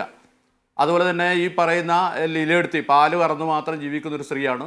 എല്ലാ ദിവസവും രാവിലെ അവരുടെ നമ്മൾ സൊസൈറ്റിയിൽ പോയി പാല് വാങ്ങിക്കുകയൊക്കെ ചെയ്യുന്ന സ്ത്രീയാണ്. ഇതുപോലെ തന്നെ എൻ്റെ ഏറ്റവും അടുത്ത സുഹൃത്തായിട്ടുള്ള ദാസൻ എന്ന് പറയുന്ന ഒരു കോൺഗ്രസ് നേതാവിൻ്റെ അമ്മയാണ് മരിച്ചത്. അപ്പോൾ എല്ലാവരും അത്രയും വേണ്ടപ്പെട്ട ഒരു സംഭവമാണ്. ഞങ്ങൾക്ക് ഈ മണക്കുളങ്ങര ക്ഷേത്രോത്സവം എന്ന് പറഞ്ഞാൽ വലിയ ഒരു കൂടിച്ചേരലിൻ്റെ ഇതുമാണ്. എല്ലാ കുടുംബക്കാരും അതുപോലുള്ള ആളുകളൊക്കെ വന്ന് വലിയ ആഘോഷപൂർവ്വം നാടൊന്നിച്ച് മറ്റെല്ലാ പരിഗണനകളും മാറ്റി വെച്ചുകൊണ്ട് നടക്കുന്ന ഒരു ആഘോഷമാണ് മണക്കുളങ്ങര ക്ഷേത്രോത്സവം. അതാണിപ്പോൾ ഇങ്ങനെ ഇത്രയേറെ എന്താണ് പറയുക ഒരു ദുരന്തമായിട്ട് കലാശിച്ചിട്ടുള്ളത്. ഇതിൻ്റെ കാരണങ്ങളിലേക്ക് അന്വേഷിച്ച് പോകുമ്പോൾ ഞാനതിൻ്റെ മറ്റൊരുപാട് വിശദാംശങ്ങളിലേക്കൊന്നും പോകുമല്ല. ഏറ്റവും പ്രധാനപ്പെട്ട പ്രശ്നം ഈ നാട്ടാന പരിപാലന നിയമം പാലിക്കുന്നത് ആരാണ്, അത് ഉറപ്പുവരുത്തേണ്ടതെന്നുള്ള പ്രശ്നം തന്നെയാണ്. അപ്പം മന്ത്രി ഇപ്പോൾ പറയുന്നു അത് ചെയ്തിട്ടുണ്ടോ എന്ന് പരിശോധിക്കും. ഈ ഒരു സംഭവം ഉണ്ടായതിനു ശേഷം പരിശോധിച്ചുകൊണ്ട് അതിനെന്താണ് കാര്യം എന്നുള്ളതാണ് പ്രശ്നം. ഇനിയിപ്പോൾ അതവിടെ നിൽക്കട്ടെ. അതവിടെ നിൽക്കുന്നതിന് മുമ്പ് നമ്മളൊരു പരിഷ്കൃത സമൂഹമാണ്. ഈ പരിഷ്കൃത സമൂഹത്തിന് വളരെ സ്വാഭാവികമായും മനസ്സിലാക്കാവുന്ന ഒരു കാര്യമേ ഉള്ളൂ. ഈ ആന എന്ന് പറയുന്നത് ഒരു വന്യജീവിയാണ്, ഒരു വൈൽഡ് ആനിമലാണ്. അങ്ങനെ ഒരു ആനിമൽ നമുക്കതിനെ മെരുക്കാനേ പറ്റൂ. അതിനെ നമുക്ക് ഇണക്കി മനുഷ്യനോടൊപ്പം മറ്റു നമ്മൾ നായ, പൂച്ച, അതുപോലെയുള്ള കന്നുകാലികൾ ഇതിനൊക്കെ വളർത്തുന്നത് പോലെ മനുഷ്യനോട് ഇണക്കി വളർത്താൻ പറ്റുന്ന ഒരു ജീവിയല്ല. ഒരിക്കലും അതിൻ്റെ ഒരു സിസ്റ്റം അങ്ങനെയല്ല, അതിൻ്റെ DNA അങ്ങനെയല്ല. അതുകൊണ്ട് തന്നെ നമുക്കതിനെ ആ നിലയിൽ വളർത്താൻ പറ്റില്ല. അത്തരത്തിലുള്ള ഒരു ജീവിയെ മനുഷ്യൻ്റെ ഏതാനും മണിക്കൂർ നേരത്തെ സന്തോഷത്തിന് വേണ്ടി ഇങ്ങനെ കെട്ടിപ്പൂട്ടി ഇതുപോലെ നിർത്തിയിട്ട് അതിന് ഏറ്റവും വെറുപ്പുള്ള കാര്യങ്ങൾ മുമ്പിൽ ഈ കാര്യങ്ങൾ നടത്തിക്കൊണ്ടിരിക്കുന്നതിനെ നമ്മൾ നിയമം മൂലം സംരക്ഷിക്കുക, അതിന് ദൂരപരിധി നിശ്ചയിക്കുക, ഇതുപോലെ പറഞ്ഞ് എന്തൊരു അസംബന്ധമാണ് നിങ്ങളൊന്ന് ആലോചിക്കുക. യഥാർത്ഥത്തിൽ നമ്മൾ ആലോചിക്കേണ്ടത് ഈ സാധു മൃഗത്തെ വെറുതെ വിട്ട് അതിനെ കാട്ടിലേക്ക് വിട്ടിട്ട് നമ്മുടെ ആഘോഷത്തിന് വേണ്ടി മറ്റെന്തൊക്കെ കാര്യങ്ങൾ നമുക്ക് ചെയ്യാൻ പറ്റും. അങ്ങനെ ഒരു ചിന്ത പരിഷ്കൃതരാണെന്ന് പറയുന്ന നമ്മുടെ മലയാളി സമൂഹത്തിന് പോലും ഇല്ലാതെ പോകുന്നത് എന്തുകൊണ്ടാണ് എന്നുള്ളതാണ് പ്രശ്നം. ഇതൊന്നും ആചാരത്തിൻ്റെ ഒന്നും പ്രശ്നമല്ല. നിങ്ങൾ ആലോചിച്ച് നോക്കൂ, കേരളത്തിലെ ക്ഷേത്രങ്ങളിൽ ഇതുപോലുള്ള എഴുന്നള്ളത്തൊക്കെ വന്നിട്ട് എത്ര വർഷമായിട്ടുണ്ട്. ഇതിനൊക്കെ പിന്നിൽ പ്രവർത്തിച്ചുകൊണ്ടിരിക്കുന്നത് ഞാൻ പറയാം മറ്റു പലതരത്തിലുള്ള ലോബികളാണ്. നമ്മളിപ്പോൾ ഈ ക്ഷേത്ര കമ്മിറ്റിയുടെ ട്രസ്റ്റി ബോർഡ് ചെയർമാനോട് നിങ്ങൾ സംസാരിക്കുന്നതിൻ്റെ ബൈറ്റൊക്കെ ഇപ്പോൾ കൊടുത്തിട്ടുണ്ട്. സത്യത്തിൽ ഈ ട്രസ്റ്റി ബോർഡ് ചെയർമാനോ അല്ലെങ്കിൽ അതുപോലെ തന്നെ ആഘോഷ കമ്മിറ്റികളുടെ ഒന്നും കയ്യിൽ നിൽക്കാത്ത ഒരവസ്ഥയിലേക്ക് ഇത്തരത്തിലുള്ള ആഘോഷങ്ങൾ മാറിക്കൊണ്ടിരിക്കുന്നുണ്ട് എന്നുള്ളത് വസ്തുതയാണ്. അത് പലതരത്തിലുള്ള നമ്മൾ പക്ഷേ അനഭിലഷണീയമായ ഒരുപാട് പ്രവണതകളുടെ ഭാഗമായിട്ടാണ് ഇത്തരത്തിൽ ഈ ആഘോഷങ്ങൾ മാറിക്കൊണ്ടിരിക്കുന്നത്. ഞാനതിൻ്റെ ഒന്നും ഒരുപാട് വിശദാംശങ്ങളിലേക്ക് പോകുന്നില്ല. നിങ്ങൾക്കറിയാമോ, ഈ മണക്കുളങ്ങര ക്ഷേത്രത്തിലെ ഈ ഉത്സവത്തിൻ്റെ ഭാഗമായിട്ട് 2 ദേശങ്ങൾ തമ്മിലുള്ള വലിയ മത്സരത്തിലുള്ള ആഘോഷ വരവുകൾ വരാനിരിക്കുകയാണ്. ഒരു ആഘോഷ വരവിന് ഏതാണ്ട് ഒരു 10 ലക്ഷത്തോളം ഉറുപ്പിക ചിലവാകുന്ന രൂപത്തിലാണ് അത് അവർ പ്ലാൻ ചെയ്യുക, 2 കൂട്ടരും പ്ലാൻ ചെയ്യുക. പക്ഷേ ഈ ആഘോഷ വരവുകൾ കാണുന്നതിന് വേണ്ടി ആയിരക്കണക്കിന് മനുഷ്യർ അവിടെ തടിച്ചുകൂടും. ഈ ആയിരക്കണക്കിന് മനുഷ്യർ തടിച്ചുകൂടി ഈ ക്ഷേത്രാങ്കണത്തിലേക്ക് ഈ ആഘോഷ വരവുകൾ എത്തിച്ചേരുകയും ഈ മടക്കെഴുന്നള്ളത്ത് എന്ന് പറയുന്ന ഈ പാണ്ടിമേളത്തോടു കൂടിയൊക്കെ ഉള്ള ആഘോഷം അവിടെ തുടങ്ങുകയും ചെയ്തിരുന്നെങ്കിൽ ഒരുപക്ഷെ എത്ര പേര് മരിച്ചു പോകും. അതിനുശേഷമാണ് ഇത്രയൊരു അപകടം ഉണ്ടാകുന്നത് ആയിരുന്നെങ്കിൽ എത്ര പേര് മരിച്ചു പോകുമെന്ന് നമുക്ക് പറയാൻ പറ്റില്ല. ഇപ്പോൾ നമ്മളിവിടെ ഇടച്ചങ്ങലിടുന്നതിൻ്റെ കഥയൊക്കെ പറഞ്ഞല്ലോ. ഇടച്ചങ്ങലിടുക എന്ന് പറഞ്ഞാൽ നമ്മളൊന്ന് ആലോചിച്ച് നോക്കും, നമ്മൾ എത്ര സിമ്പിളായിട്ടാണ് ആൾ പറയുന്നത്. ഇടച്ചങ്ങലിട്ടാൽ ആനയ്ക്ക് നടക്കാൻ കഴിയില്ലെന്ന് മാത്രമല്ല സത്യത്തിൽ അതിന് നിൽക്കാൻ കഴിയില്ല. നിങ്ങൾ ആലോചിച്ച് നോക്കുക, അതിന് മുമ്പിലത്തെ 2 കാലുകളെ ബന്ധിച്ച് കൊളുത്തി വെക്കുന്നതാണ് ഈ ഇടച്ചങ്ങല എന്ന് പറയുന്നത്. എന്നിട്ട് ആ 2 കാലും ഒരുമിച്ച് തുള്ളിയിട്ട് വേണം ഈ സാധു മൃഗം സഞ്ചരിക്കാൻ. എന്തിനു വേണ്ടിയാണ് ഈ ക്രൂരത ചെയ്യുന്നത് എന്നുള്ളൊരു പ്രശ്നമുണ്ടല്ലോ. അതാണ് അതിനകത്ത് ഏറ്റവും പ്രശ്നം. അത് നമ്മൾ ചർച്ച ചെയ്യുന്നില്ല. എന്നിട്ട് പലതരത്തിൽ എൻ്റെ 30 ലക്ഷം ഉറുപ്പിയൊക്കെ എൻ്റെ പ്രദേശത്തല്ല, ഞാൻ അന്വേഷിച്ചു കാര്യങ്ങൾ. ഇതിൻ്റെ പ്രശ്നങ്ങൾ വന്നപ്പോൾ അന്വേഷിക്കുമ്പോൾ 10-30 ലക്ഷത്തോളം ഉറുപ്പിക സമാഹരിച്ചിട്ട് ആഘോഷ വരവുകൾ നടത്തുന്ന ആളുകളുണ്ട്. ഒരു വരവ് സംഘത്തിനെ കുറിച്ച് ഞാൻ അന്വേഷിച്ച് നോക്കുമ്പോൾ അവർ പറയാണ്, ഞങ്ങളൊരു 10 പൈസ പോലും ജനങ്ങളിന്ന് പിരിക്കുന്നില്ല. പക്ഷേ 10-30 ലക്ഷം ഉറുപ്പിക ചെലവഴിക്കാൻ പറ്റും. എങ്ങനെയാണ് ചെലവഴിക്കുന്നത് ചോദിച്ചാൽ ഗാംബ്ലിങ്ങിലൂടെ സമാഹരിക്കുകയാണ്. ഗാംബ്ലിങ്ങിലൂടെ ഇത്രയും പണം സമാഹരിക്കണം. വലിയ തോതിൽ മദ്യം ഇതാക്കപ്പെടുന്നു. അങ്ങനെ പലതരത്തിൽ. അതായത് ഞാൻ പറഞ്ഞത് ഒരു ക്ഷേത്രാചാരത്തിൻ്റെ ആഘോഷത്തിൻ്റെ മറയിൽ വലിയ തോതിലുള്ള അനഭിലഷണീയമായിട്ടുള്ള പ്രവണതകൾ നമുക്ക് എല്ലായിടത്തും അങ്ങനെയാണ് എന്ന് പറയാൻ പറ്റില്ല ശ്രീ വി ബാലകൃഷ്ണൻ. അത്തരം പ്രവണതകൾ ചിലയിടത്തുണ്ടായേക്കാം, പക്ഷെ അത് എല്ലായിടത്തും എന്ന രൂപത്തിൽ നമുക്ക് അതിനെ കാണാൻ പറ്റില്ല. എല്ലായിടത്തും എനിക്കറിയാം. ഞാൻ പറയുന്നത് എൻ്റെ പ്രദേശ ക്ഷേത്രത്തിൽ ഇതുപോലുള്ള ഒരു സംഭവം നടന്നിട്ടല്ല ഞാൻ പറയുന്നത്. പക്ഷേ ഇതുപോലെ നടക്കുന്ന സംവിധാനങ്ങൾ നമ്മുടെ നാട്ടിലുണ്ട്. ഞാൻ പറയാൻ ഉദ്ദേശിച്ചത് ചുരുക്കി പറയുകയാണെങ്കിൽ ശ്രീ വി ബാലകൃഷ്ണൻ, എല്ലാ ക്ഷേത്രത്തിനും ഒരു ക്ഷേത്ര ഭരണ സമിതിയുണ്ട്. ആ ക്ഷേത്രത്തിന്റെ ഒരു ഉത്സവമാകുമ്പോൾ ആ ഉത്സവത്തിനൊരു കൂടിയാലോചന നടക്കും. നമുക്ക് ഉത്സവം ഗംഭീരമാക്കണം, ഇന്ന പരിപാടികൾ, ഇന്ന ആളുകളെ കൊണ്ടുവന്നുള്ള കലാപരിപാടികൾ, ഇതൊക്കെയാണല്ലോ പ്ലാൻ ചെയ്യുക. അങ്ങനെ പ്ലാൻ ചെയ്യുമ്പോൾ നമുക്ക് ഇത്ര ആനകൾ കൊണ്ടുവരാം എന്നൊരു പ്ലാൻ ചെയ്യുമ്പോൾ എവിടെ നിന്ന് ആനയെ കൊണ്ടുവരുന്നു എന്നുള്ളതും അവിടെ തീരുമാനിക്കപ്പെടുകയാണല്ലോ. അപ്പോൾ ഗുരുവായൂർ ദേവസ്വത്തിന്റെ ആനകളെ കിട്ടും എന്ന തീരുമാനം അവിടെ ഉണ്ടാവുകയാണല്ലോ. എത്ര ആനകളെ കൊണ്ടുവരണം അവിടെ തീരുമാനം ഉണ്ടാവുകയാണല്ലോ. ഇതൊക്കെ അവിടെ സംഭവിക്കുന്നുണ്ട്. ഇത് എവിടെ നിന്ന് അറിയാത്ത ഒരു തീരുമാനമല്ല. ഒരു കാര്യം കൂടി പറഞ്ഞോട്ടെ. ആ ഒരു കാര്യം അല്ല, കാര്യം എന്താണെന്ന് ചോദിച്ചാൽ ഇനിയിപ്പോൾ എൻ്റെ ഈ മണക്കുളങ്ങര ക്ഷേത്രത്തിലെ കാര്യങ്ങൾ എനിക്ക് കൃത്യമായിട്ട് അറിയാം. ഞാൻ അവരൊക്കെ കാര്യങ്ങളൊക്കെ അന്വേഷിച്ചാണ്. ബന്ധപ്പെട്ട സുഹൃത്തുക്കളാണല്ലോ അവരെന്നുള്ളത് എനിക്കറിയാം. അവർ ഈ സാധാരണഗതിയിൽ ഒരു ആനയെ കിട്ടിയ 2 ആനയെ ഒരു ഉത്സവത്തിന് കിട്ടുക എന്ന് പറയുന്നത് ഈ സീസണിലാവുമ്പോൾ വലിയ ബുദ്ധിമുട്ടാണ്. അവിടെ നടക്കുന്നത് എന്താണെന്നറിയാമോ നിങ്ങൾക്ക്? ഒരു 100-110 ദിവസമാണ് ഒരു ആനയെ ഇതുപോലുള്ള കാര്യങ്ങൾക്ക് ഉപയോഗിക്കാൻ പറ്റുക. അങ്ങനെ 100-110 ദിവസത്തേക്കുള്ള ഇതിന് വേണ്ടിയിട്ടുള്ള ഒരു കരാറ് വെക്കുമ്പോൾ എന്തെങ്കിലും തരത്തിൽ ഏതെങ്കിലും ആനയെ കൊണ്ട് കൊടുത്തിട്ട് ഈ കാര്യങ്ങൾ നടത്തുക. ഒരുപക്ഷെ ഈ മണക്കുളങ്ങര ക്ഷേത്രവുമായിട്ട് ബന്ധപ്പെട്ട ആളുകളെ എനിക്കറിയാം. അവർ ഈ പീതാംബരൻ എന്ന് പറയുന്ന ആന അപകടകാരിയാണെന്ന് അവർ അറിയുക പോലും ചെയ്യുന്നില്ല. അവരുടെ ശ്രദ്ധയിൽ ആരും പെടുത്തുന്നില്ല. യഥാർത്ഥത്തിൽ ഗുരുവായൂർ ദേവസ്വമാണ് ഈ പീതാംബരൻ എന്ന് പറയുന്ന ആന ഈ കൂട്ടാനകളെ കുത്തുന്ന സ്വഭാവമുള്ളതാണ്. പല സ്ഥലത്ത് അത് അത്തരത്തിലുള്ള കാര്യങ്ങൾ ചെയ്തിട്ടുണ്ട്. അപ്പൊ തീർച്ചയായിട്ടും ഒരു ക്ഷേത്രോത്സവത്തിന് ഇത്ര ദൂരേക്ക് ഈ പീതാംബരൻ എന്ന് പറയുന്ന ആനയെ വിടാൻ പാടില്ല എന്ന് തീരുമാനിക്കേണ്ടത് ഗുരുവായൂർ ദേവസ്വമാണ്. പക്ഷെ ആ ഗുരുവായൂർ ദേവസ്വം തീരുമാനിക്കുന്നില്ലെന്ന് മാത്രമല്ല, എങ്ങനെയെങ്കിലുമൊക്കെ ഇത്തരത്തിലുള്ള ആനകളെ പറഞ്ഞയച്ചിട്ട് ജീവന് അപകടം വന്നിട്ടാണെങ്കിൽ പോലും കാശുണ്ടാക്കുന്നതിനാവശ്യമായ ഒരു പ്രവർത്തനം ഒരു ഭാഗത്ത് നടക്കുന്നു. ഇനി സ്വകാര്യ വ്യക്തികളാണെങ്കിലും അവരും ഇത് തന്നെയാണ് ചെയ്യുന്നത്. ആനയെ പലതരത്തിൽ നിങ്ങൾ ഈ ആനയെ വാട്ടുക എന്ന് പറയുന്ന ഒരു പരിപാടി ഉണ്ട് അവർക്ക്. വാട്ടുക എന്ന് പറഞ്ഞ പരിപാടി എന്താണെന്ന് ചോദിച്ചാൽ, ആനയ്ക്ക് മതം ഇളകുന്ന സമയത്ത് അതിന് വെള്ളം കൊടുക്കാതെ അതിനെ തളർത്തി കളഞ്ഞിട്ട് അതിൻ്റെ ആന്തരിക അവയവങ്ങളൊക്കെ നശിപ്പിച്ച് കളഞ്ഞിട്ട് ഒരു ജീവച്ഛവമായിട്ട് അതിനെ നിർത്തുക. അങ്ങനെ ജീവച്ഛവമായി നിർത്തി പണം ഉണ്ടാക്കുക. ഇതാണ് നടന്നുകൊണ്ടിരിക്കുന്നത്. ഇതുപോലുള്ള നമ്മൾ എൻ്റെ അഭിപ്രായത്തിൽ ചർച്ച ചെയ്യേണ്ട ഏറ്റവും പ്രധാനപ്പെട്ട പ്രശ്നം, ഇതുപോലൊരു വന്യജീവിയെ നമുക്ക് എങ്ങനെയാണ് ഇതുപോലെ ആവശ്യങ്ങൾക്ക് ഉപയോഗിക്കാൻ കഴിയുന്ന പ്രശ്നം വളരെ ഗൗരവമായി കേരളം പോലുള്ള ഒരു പരിഷ്കൃത സമൂഹം ആലോചിക്കേണ്ടതാണ്. നമ്മൾ എന്നോ ഉപേക്ഷിക്കേണ്ട കാര്യങ്ങളാണ് ഇതൊക്കെ. ഇനി തുടർച്ചയാകുന്ന കാലമാണ്. ഇതിനിടയ്ക്കാണ് നാട്ടാനകളിൽ നിന്നുള്ള ഈ സംഭവങ്ങൾ കൂടി ഇത് വരുത്തി വെക്കുന്നതാണ് എന്നുള്ള വിഷയം അവിടെ നിൽക്കുന്നു. ഈ പറഞ്ഞതുപോലെ കാലാനുസൃതമായ ഒരു മാറ്റങ്ങളിലേക്ക് കടക്കുമോ എന്നുള്ളത് ഒരു പ്രധാനപ്പെട്ട കാര്യമാണ്. പക്ഷേ കോടതിയും ആ നിലയ്ക്കതിനെ കാണുന്നില്ല എന്നുള്ളതാണ്. കാരണം ഹൈക്കോടതി ഒരു ഉത്തരവ് കൃത്യമായി ഇട്ട ശേഷം അത് അപ്രായോഗികമെന്ന് കോടതി കണ്ടെത്തുന്നത് ഈ ആചാരം എന്നുള്ള വാദം അത്ര ശക്തമായി ഉന്നയിക്കപ്പെടുന്നതുകൊണ്ടാണ്.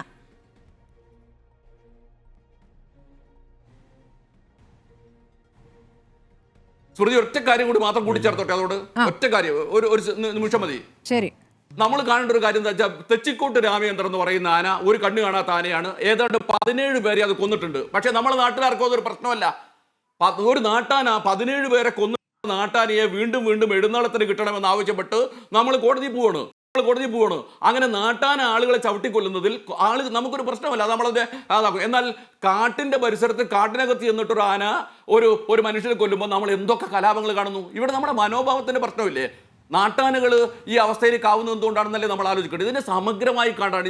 സത്യത്തിൽ ഇത് കാട്ടാന നാട്ടാന എന്നുള്ള വിഭജനത്തിന്റെ ഭാഗമായി കാണേണ്ട പ്രശ്നമാണ്. നമുക്ക് വന്യജീവികളോടും പ്രാധാന്യം കൊടുക്കുന്നു എന്നുള്ളതാണ് ഏറ്റവും പ്രധാനപ്പെട്ട വിഷയം.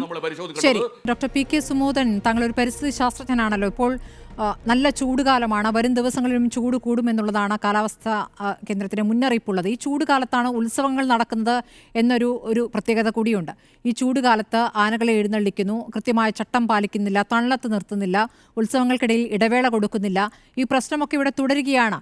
മരണങ്ങൾ ഉണ്ടാകുമ്പോൾ അത് ചർച്ചയാകും, പിന്നീട് വീണ്ടും പഴയപടി കാര്യങ്ങളിലേക്ക് പോകുന്നു. എന്താണ് പറയാനുള്ളത്? Good evening. തികച്ചും നിർഭാഗ്യകരവും സങ്കടകരവുമായ കാര്യമാണ് നടന്നിട്ടുള്ളത്. എന്നാൽ അത് തീർത്തും അവിചാരിതമോ അപ്രതീക്ഷിതമോ അല്ല. കാരണം ഇത് കേരളത്തിൽ ആദ്യമായി ഉണ്ടാകുന്ന സംഭവമല്ല, മുൻപും പല പ്രാവശ്യം ഉണ്ടായിട്ടുണ്ട്. അതുകൊണ്ടാണല്ലോ ഹൈക്കോടതി പല നിയമങ്ങളും ഉണ്ടാക്കിയത്. നേരത്തെ ശ്രീ ബാലകൃഷ്ണൻ പറഞ്ഞതാണ് യാഥാർത്ഥ്യം. ആനകൾ എന്ന് പറഞ്ഞാൽ അതൊരു വന്യജീവിയാണ്. അത് നാട്ടാന കാട്ടാന എന്ന വ്യത്യാസമൊന്നുമില്ല. നാട്ടാന എന്ന് പറയുന്നൊരു ആനയില്ല, കാട്ടാന തന്നെയാണ് എല്ലാ ആനകളും. നമ്മൾ ശ്രമിക്കുന്നു, അതിനെ മെരുക്കിയിട്ടൊക്കെ ശ്രമിക്കുന്നു എന്നല്ലാതെ 100% നമുക്കതിനെ ഒരു ഡൊമസ്റ്റിക് ആനിമൽ, പൂച്ചയെപ്പോലെയോ പട്ടിയെപ്പോലെയോ ഒരു ഡൊമസ്റ്റിക് ആനിമൽ ആക്കുവാൻ നമുക്ക് കഴിയുകയില്ല.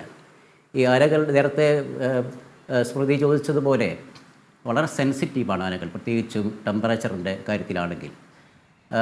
നമ്മളെപ്പോലെ മനുഷ്യരെ പോലെ വിയർപ്പ് ഗ്രന്ഥികൾ ഇല്ലാത്ത ജീവികളാണ് ആനകൾ. അതുകൊണ്ട് തന്നെ അവയ്ക്ക് മറ്റു മാർഗ്ഗങ്ങൾ തേടണം അവയുടെ ബോഡി ടെമ്പറേച്ചർ കുറക്കാൻ വേണ്ടി. അത് കാര്യമായിട്ട് അത് ചെയ്യുന്നത് ഒന്ന് ചെവിയാട്ടി 10 ഡിഗ്രി വരെ ഒക്കെ ടെമ്പറേച്ചർ അത് കുറക്കാൻ പറ്റുമെന്നാണ് പറയുന്നത്. അതുപോലെ അതിന് ഇടയ്ക്കിടയ്ക്ക് കുളിക്കണം, മണ്ണിൽ കുളിക്കണം അല്ലെങ്കിൽ വെള്ളത്തിൽ കുളിക്കണം. ഇതൊക്കെ ചെയ്യേണ്ട ആനയെയാണ് ഇങ്ങനെ ദീർഘനേരം ചങ്ങലക്കിട്ട് ഇങ്ങനെ നിർത്തുന്നത്. തീർച്ചയായും അത് അത്ര ചൂടിൻ്റെ കൂടെ തന്നെ ശബ്ദവും വെളിച്ചവും അങ്ങനെയുള്ള ഒരുപാട് അതിൻ്റെ പരിചയമില്ലാത്ത പല കാര്യങ്ങളെയും കൊണ്ട് അതിൻ്റെ സ്ട്രെസ്സ് കൂടുകയും സ്ട്രെസ് ഹോർമോൺസിൻ്റെ അളവ് കൂടുകയും ചെയ്യുമ്പോഴാണ് അതിൻ്റെ മാനസികമായ നില തെറ്റുന്നത്. ആനകളെന്ന് പറഞ്ഞാൽ അതിബുദ്ധിമാന്മാരായ ജീവികളാണ്. നമ്മുടെ മനുഷ്യരെ പോലെയും അതുപോലെ തന്നെ ചിമ്പാൻസികളെ പോലെയൊക്കെ നിയോ കോർട്ടക്സ് എന്ന തലച്ചോറിലുള്ള ആ ഭാഗം വളരെയധികം ഡെവലപ്പ് ചെയ്ത ഒരു അനിമലാണ് ആന. അതുകൊണ്ടായിരിക്കാം അത് ഇത്രയൊക്കെ പ്രശ്നമുണ്ടായിട്ടും പിടിച്ചു നിൽക്കുന്നത്, അഡ്ജസ്റ്റ് ചെയ്യാൻ പറ്റുന്നത് അതിൻ്റെ ബുദ്ധി കൊണ്ട് മാത്രമായിരിക്കും. പൊതുവേ പറയാറുണ്ടല്ലോ, ബുദ്ധിയുള്ളവർക്ക് പേടിയും കൂടുതലുണ്ടാകും എന്ന് പറയാറുണ്ട്. കാരണം അറിയാം അതിൻ്റെ കോൺസിക്വൻസ്, അത് എന്തെങ്കിലും പ്രതികരിക്കുകയാണെങ്കിൽ അതിന് കോൺസിക്വൻസ് ഉണ്ടാകുമെന്ന് അറിയാനുള്ള ബുദ്ധി ആനകൾക്കുണ്ട്. അതുകൊണ്ടായിരിക്കാം അത് പെട്ടെന്ന് പ്രതികരിക്കാത്തത്. പക്ഷേ നിവൃത്തിയില്ലാതെ വരുമ്പോഴാണ് അത് പ്രതികരിക്കേണ്ടി വരുന്നത്. അതിൻ്റെ ഹോർമോൺ ലെവൽ കൂടുകയും സ്ട്രെസ്സ് കൂടുകയൊക്കെ ചെയ്യുമ്പോൾ തീർച്ചയായും അത് പ്രതികരിക്കുക തന്നെ ചെയ്യും. ചൂട് ഒരു വലിയ പ്രശ്നം തന്നെയാണ്. ഈ ശബ്ദം എന്ന് പറയുമ്പോൾ ഇതിപ്പോൾ പറയുന്നു, ക്ഷേത്ര കമ്മിറ്റി പറയുന്ന അനുസരിച്ചാണെങ്കിൽ തൊട്ടടുത്തു നിന്നും പടക്കം പൊട്ടിച്ചിട്ടില്ല, അവിടെ വെടിക്കെട്ടിന്റെ സമയമാകുന്നേ ഉണ്ടായിരുന്നുള്ളൂ. ദൂരെ നിന്നും ഒരു കുളത്തിന്റെ അപ്പുറത്ത് നിന്നും കതിര പൊട്ടിച്ചതാണ്. അതൊരു വലിയ രൂപത്തിൽ ഒരു പടക്കം പൊട്ടിക്കലായിരുന്നില്ല എന്ന് തന്നെയാണ് ക്ഷേത്രം ഭാരവാഹികൾ പറയുന്നത്. അപ്പോൾ ചെറിയ തരത്തിലുള്ള ശബ്ദം പോലും അരോചകമാവുന്ന ഒരു അവസ്ഥ ആനകൾക്കുണ്ടാകുമോ ഈ അസ്വസ്ഥതയുള്ള സമയത്ത്?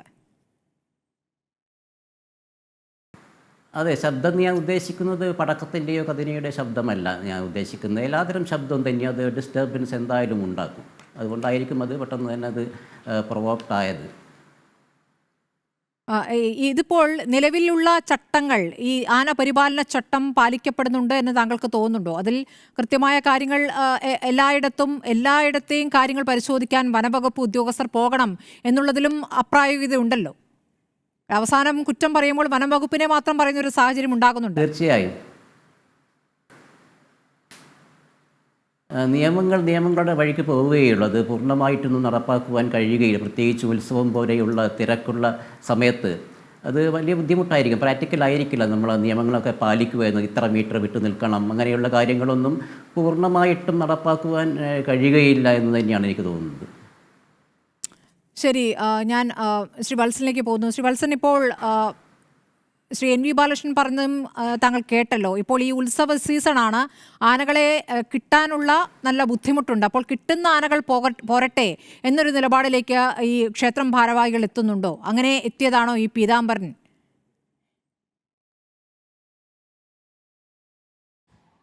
ആദ്യം തന്നെ എൻ്റെ സുഹൃത്ത് ശ്രീ MV ബാലകൃഷ്ണൻ പറഞ്ഞ ഒരു കാര്യത്തിലേക്ക് ഞാൻ പോകാം. ആന എഴുന്നള്ളിപ്പ് എന്ന് പറയുന്നത് അദ്ദേഹം പറഞ്ഞ ഈ അടുത്ത കാലത്താണ് ഇത് തുടങ്ങിയത് എന്നൊക്കെ പറയുകയുണ്ടായി.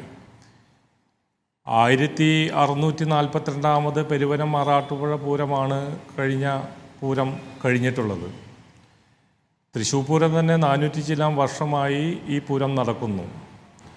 ആന എന്ന് പറയുന്നത് ഒരു വൈൽഡ് ലൈഫാണ്, സമ്മതിക്കുന്നു. പക്ഷേ ഈ ആനയെ മെരുക്കിയെടുത്തുകൊണ്ട് ഉത്സവങ്ങൾക്ക് മാത്രമല്ല, രാജഭരണ കാലഘട്ടം തന്നെ, ചരിത്ര കാലഘട്ടത്തൊട്ട് തന്നെ മനുഷ്യൻ്റെ വിവിധങ്ങളായിട്ടുള്ള ആവശ്യങ്ങൾക്ക് ഈ ആനയെ ഉപയോഗിച്ചു വന്നിരുന്നു. ഈ ആനയെ ഉപയോഗിച്ചു വന്ന് ഇപ്പോൾ തടിപിടുത്തോ മറ്റ് ഹാർഡായിട്ടുള്ള വർക്കൊന്നും ഇപ്പോൾ ആനയ്ക്ക് കൊടുക്കുന്നില്ല. ഈ ആനയെ ആകെ എഴുന്നള്ളിക്കുന്നത് ഉത്സവ സീസൺ എന്ന് പറയുന്ന ജനുവരി, ഫെബ്രുവരി, മാർച്ച്, ഏപ്രിൽ ഈ 4 മാസങ്ങളിലാണ് ശരിയായ ഒരു സീസൺ എന്ന് പറയുന്നത്. അതിൽ ആഴ്ചയിൽ 2 ദിവസം വിശ്രമം കൊടുക്കണമെന്ന് നാട്ടാന പരിപാലന ചട്ടത്തിൽ പറയുന്നു. 5 ദിവസം എഴുന്നള്ളിപ്പെടുക്കാം. ഒരു ഫെബ്രുവരി, മാർച്ച് മാസങ്ങളിൽ ഒഴികെ, ബാക്കിയുള്ള മാർച്ച് മാസങ്ങളിൽ ഒഴികെ ഈ 5 പൂരം പോലും ഒരു ദിവസം ആനയ്ക്ക് കിട്ടുന്നില്ല. ഒരു ആന വർഷത്തിൽ എടുക്കുന്ന എഴുന്നള്ളിപ്പ് എന്ന് പറയുന്നത് 40 മുതൽ ഏറ്റവും തിരക്കുള്ള ആനകളാണെങ്കിൽ, ഏറ്റവും ഡിമാൻഡുള്ള ആനകളാണെങ്കിൽ, മുന്തിയ ആനകളാണെങ്കിൽ, തലയെടുപ്പുള്ള ആനകളാണെങ്കിൽ 100 പൂരം വരെയാണ് എടുക്കുന്നത്. ഒരു ഉത്സവ സ്ഥലത്ത് തന്നെ ആനയെ കൊണ്ടുവന്നാൽ മതിയായ വിശ്രമം കൊടുക്കണം, അതിന് മതിയായ ഭക്ഷണം കൊടുക്കണം എന്ന് പറയുന്നു. അത് എല്ലാ കമ്മിറ്റിക്കാരും ചെയ്യുന്നു. ഒറ്റപ്പെട്ട ചില സംഭവങ്ങളുണ്ടായിരിക്കാം.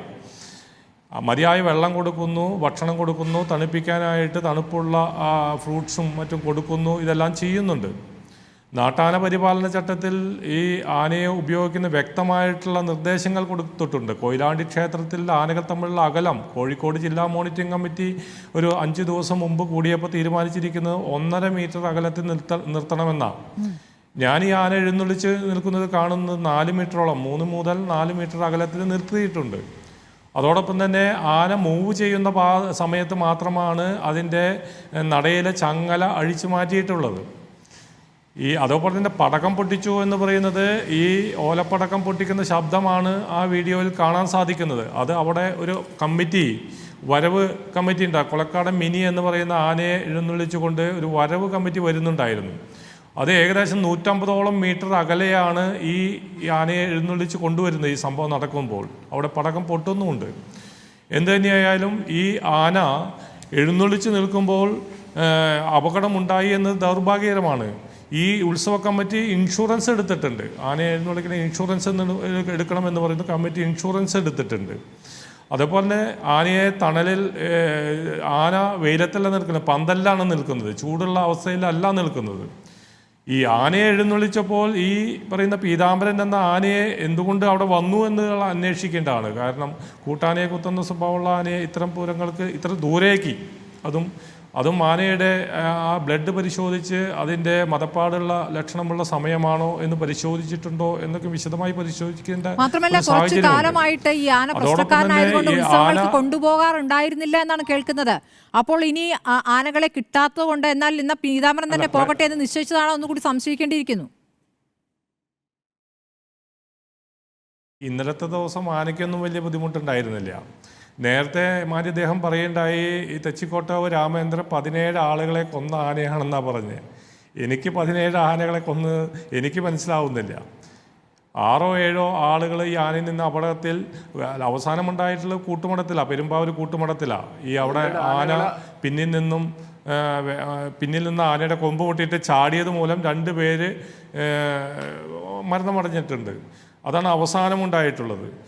ഈ തെച്ചിക്കോട്ട രാമേന്ദ്രൻ എന്ന ആനയെ ടാർഗറ്റ് ചെയ്തുകൊണ്ട് ഇപ്പോൾ ആഴ്ചയിൽ 2 ദിവസം മാത്രമേ, അത് ബഹുമാനപ്പെട്ട ഹൈക്കോടതിയുടെ ഉത്തരവോടുകൂടി കണ്ണ് കാണില്ല എന്ന് പറയുന്നു, വലത്തെ കണ്ണ് കാണാത്തത് മൂലം അതിൽ ആ വശത്തു കൂടി ഒരാളെ, ഒരു പാപ്പാനെ അഡീഷണൽ ആയിട്ട് നിർത്തിയിട്ട് 9 അംഗ സ്ക്വാഡ് ഉൾപ്പെടെയാണ് ഈ ആനയെ കൊണ്ടുപോകുന്നത്.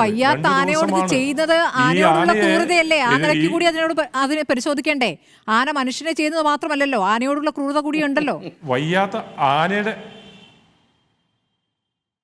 സ്മൃതി, ആനയെ പരിശോധിച്ച് അതിൻ്റെ ആരോഗ്യക്ഷമത ഉറപ്പുവരുത്തിയതിന് ശേഷം മാത്രമേ എഴുന്നള്ളിക്കാൻ പറ്റുള്ളൂ നാട്ടാന പരിപാലന ചട്ടം വെച്ച്. ഈ ആനയെ പലവട്ടം ഫോറസ്റ്റിൻ്റെ വെറ്റിനറി ഡോക്ടർ ഉൾപ്പെടെയുള്ള 5 അംഗ സംഘം പരിശോധിച്ചിട്ടാണ് എല്ലാ വർഷവും ഈ ആനയുടെ ആരോഗ്യക്ഷമത പരിശോധിച്ച് ജില്ലാ മോണിറ്ററിംഗ് കമ്മിറ്റി കൂടി അത് പരിശോധിച്ച് ആനയ്ക്ക് ആരോഗ്യവാനാണെന്ന് ഉറപ്പുവരുത്തിയതിന് ശേഷം മാത്രമേ ഈ ആന എഴുന്നള്ളിക്കുന്നുള്ളൂ. 15 ദിവസം കൂടുമ്പോൾ ഡോക്ടർ ഫിറ്റ്നസ് സർട്ടിഫിക്കറ്റ് വേണം ആന എഴുന്നള്ളിക്കണമെങ്കിൽ നാട്ടാന പരിപാലന ചട്ടം വെച്ചിട്ട്. 15 ദിവസം കൂടുമ്പോൾ പരിശോധിക്കണം. 15 ദിവസം കൂടുമ്പോൾ പരിശോധിച്ച് ഡോക്ടർ ആനയ്ക്ക് കണ്ണ് കാണാമെന്നതിനുള്ള തർക്കം വന്ന സമയത്ത് കോടതി തന്നെയാണ് അതിനുള്ള പരിഹാരം നിർദ്ദേശിച്ചുകൊണ്ട് ഈ ആന എഴുന്നള്ളിക്കാൻ ഉത്തരവിട്ടത്. ഈ രാജ്യത്ത് നിലവിലുള്ള നിയമങ്ങൾ, നാട്ടാന പരിപാലന ചട്ടം പരിശോധിച്ചുകൊണ്ടാണ് കോടതി ഈ ഉത്തരവിട്ടിട്ടുള്ളത്. അതുമാത്രമല്ല, ഈ ആനയുടെ ഇവിടെ കാട്ടാനാക്രമണം നടക്കുന്നു. ആനകൾ നിരന്തരം കാട് കയറി മനുഷ്യ ആവാസ വ്യവസ്ഥയെ തകിടം മറിച്ചുകൊണ്ട് അവിടേക്ക് കടന്നു കയറി ആക്രമണം നടത്തുന്നു. ഒരു ആനപ്രേമിയും ഒരു സ്നേഹിയും കാണാനില്ല. ഉത്സവാഘോഷങ്ങൾ ഇന്നും ഇന്നലെയും തുടങ്ങിയതല്ല, നൂറ്റാണ്ടുകളായി നടന്നു വരുന്ന കാര്യമാണ്. നമുക്ക് അതത് കാലത്തിനനുസരിച്ച് ഇപ്പോൾ കാലാവസ്ഥയും മാറിക്കൊണ്ടിരിക്കുകയാണല്ലോ. കടുത്ത ചൂട് എന്നൊരു അവസ്ഥയിലേക്ക് മാറുന്നു. പഴയ കാലാവസ്ഥയല്ല, പണ്ടത്തതുപോലെ കൃത്യമായി മഴക്കാലം വേനൽക്കാലം എന്ന് കൃത്യമായി നിശ്ചയിക്കാൻ പറ്റാത്ത രീതിയിൽ കാലാവസ്ഥ മാറുന്നുണ്ടല്ലോ. നമ്മൾ എപ്പോഴും വിചാരിക്കുന്ന മഴക്കാലത്താണോ മഴ പെയ്യാറ്, നമ്മളെപ്പോഴും വേനൽക്കാലം എന്ന് പറയുന്നതാണോ വേനൽ തുടങ്ങുന്നത്? അല്ല, ഇതൊക്കെ മാറിക്കൊണ്ടിരിക്കുകയാണ്. ഇതിൻ്റെയൊക്കെ പ്രത്യാഘാതങ്ങൾ ഉണ്ടാകും. അപ്പോൾ പുതിയ സാഹചര്യത്തിൽ നമ്മൾ എങ്ങനെ പ്രവർത്തിക്കുന്നു, പുതിയ സാഹചര്യത്തിൽ എങ്ങനെയാണ് കുറച്ചുകൂടി പ്രായോഗികമായ സമീപനങ്ങൾക്ക് നീങ്ങാനാവുക? ഒരു ജീവൻ നഷ്ടപ്പെടാത്ത രീതിയിൽ ആഘോഷം എന്ന് പറയുമ്പോൾ ആത്യന്തികമായ സന്തോഷമാണല്ലോ.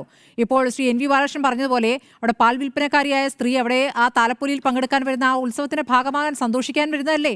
അവർക്കറിയില്ലല്ലോ അത് അവരുടെ അവസാനത്തെ ദിവസമാണെന്ന്. സാധാരണയിൽ സാധാരണക്കാരായ മനുഷ്യരാണ് കൊല്ലപ്പെടുന്നത്. ഇതിനെ ആ രൂപത്തിൽ കാണേണ്ടതല്ലേ? ഇത് എല്ലാ കാലത്തും ഉള്ളതാണ്. അതുകൊണ്ട് ഇനിയും അങ്ങ് തുടരട്ടെ. 17 പേര് മരിച്ചിട്ടില്ല, 7 പേരെ മരിച്ചിട്ടുള്ളൂ എന്ന് പറയുന്നതിൽ എന്തെങ്കിലും ന്യായമുണ്ടോ?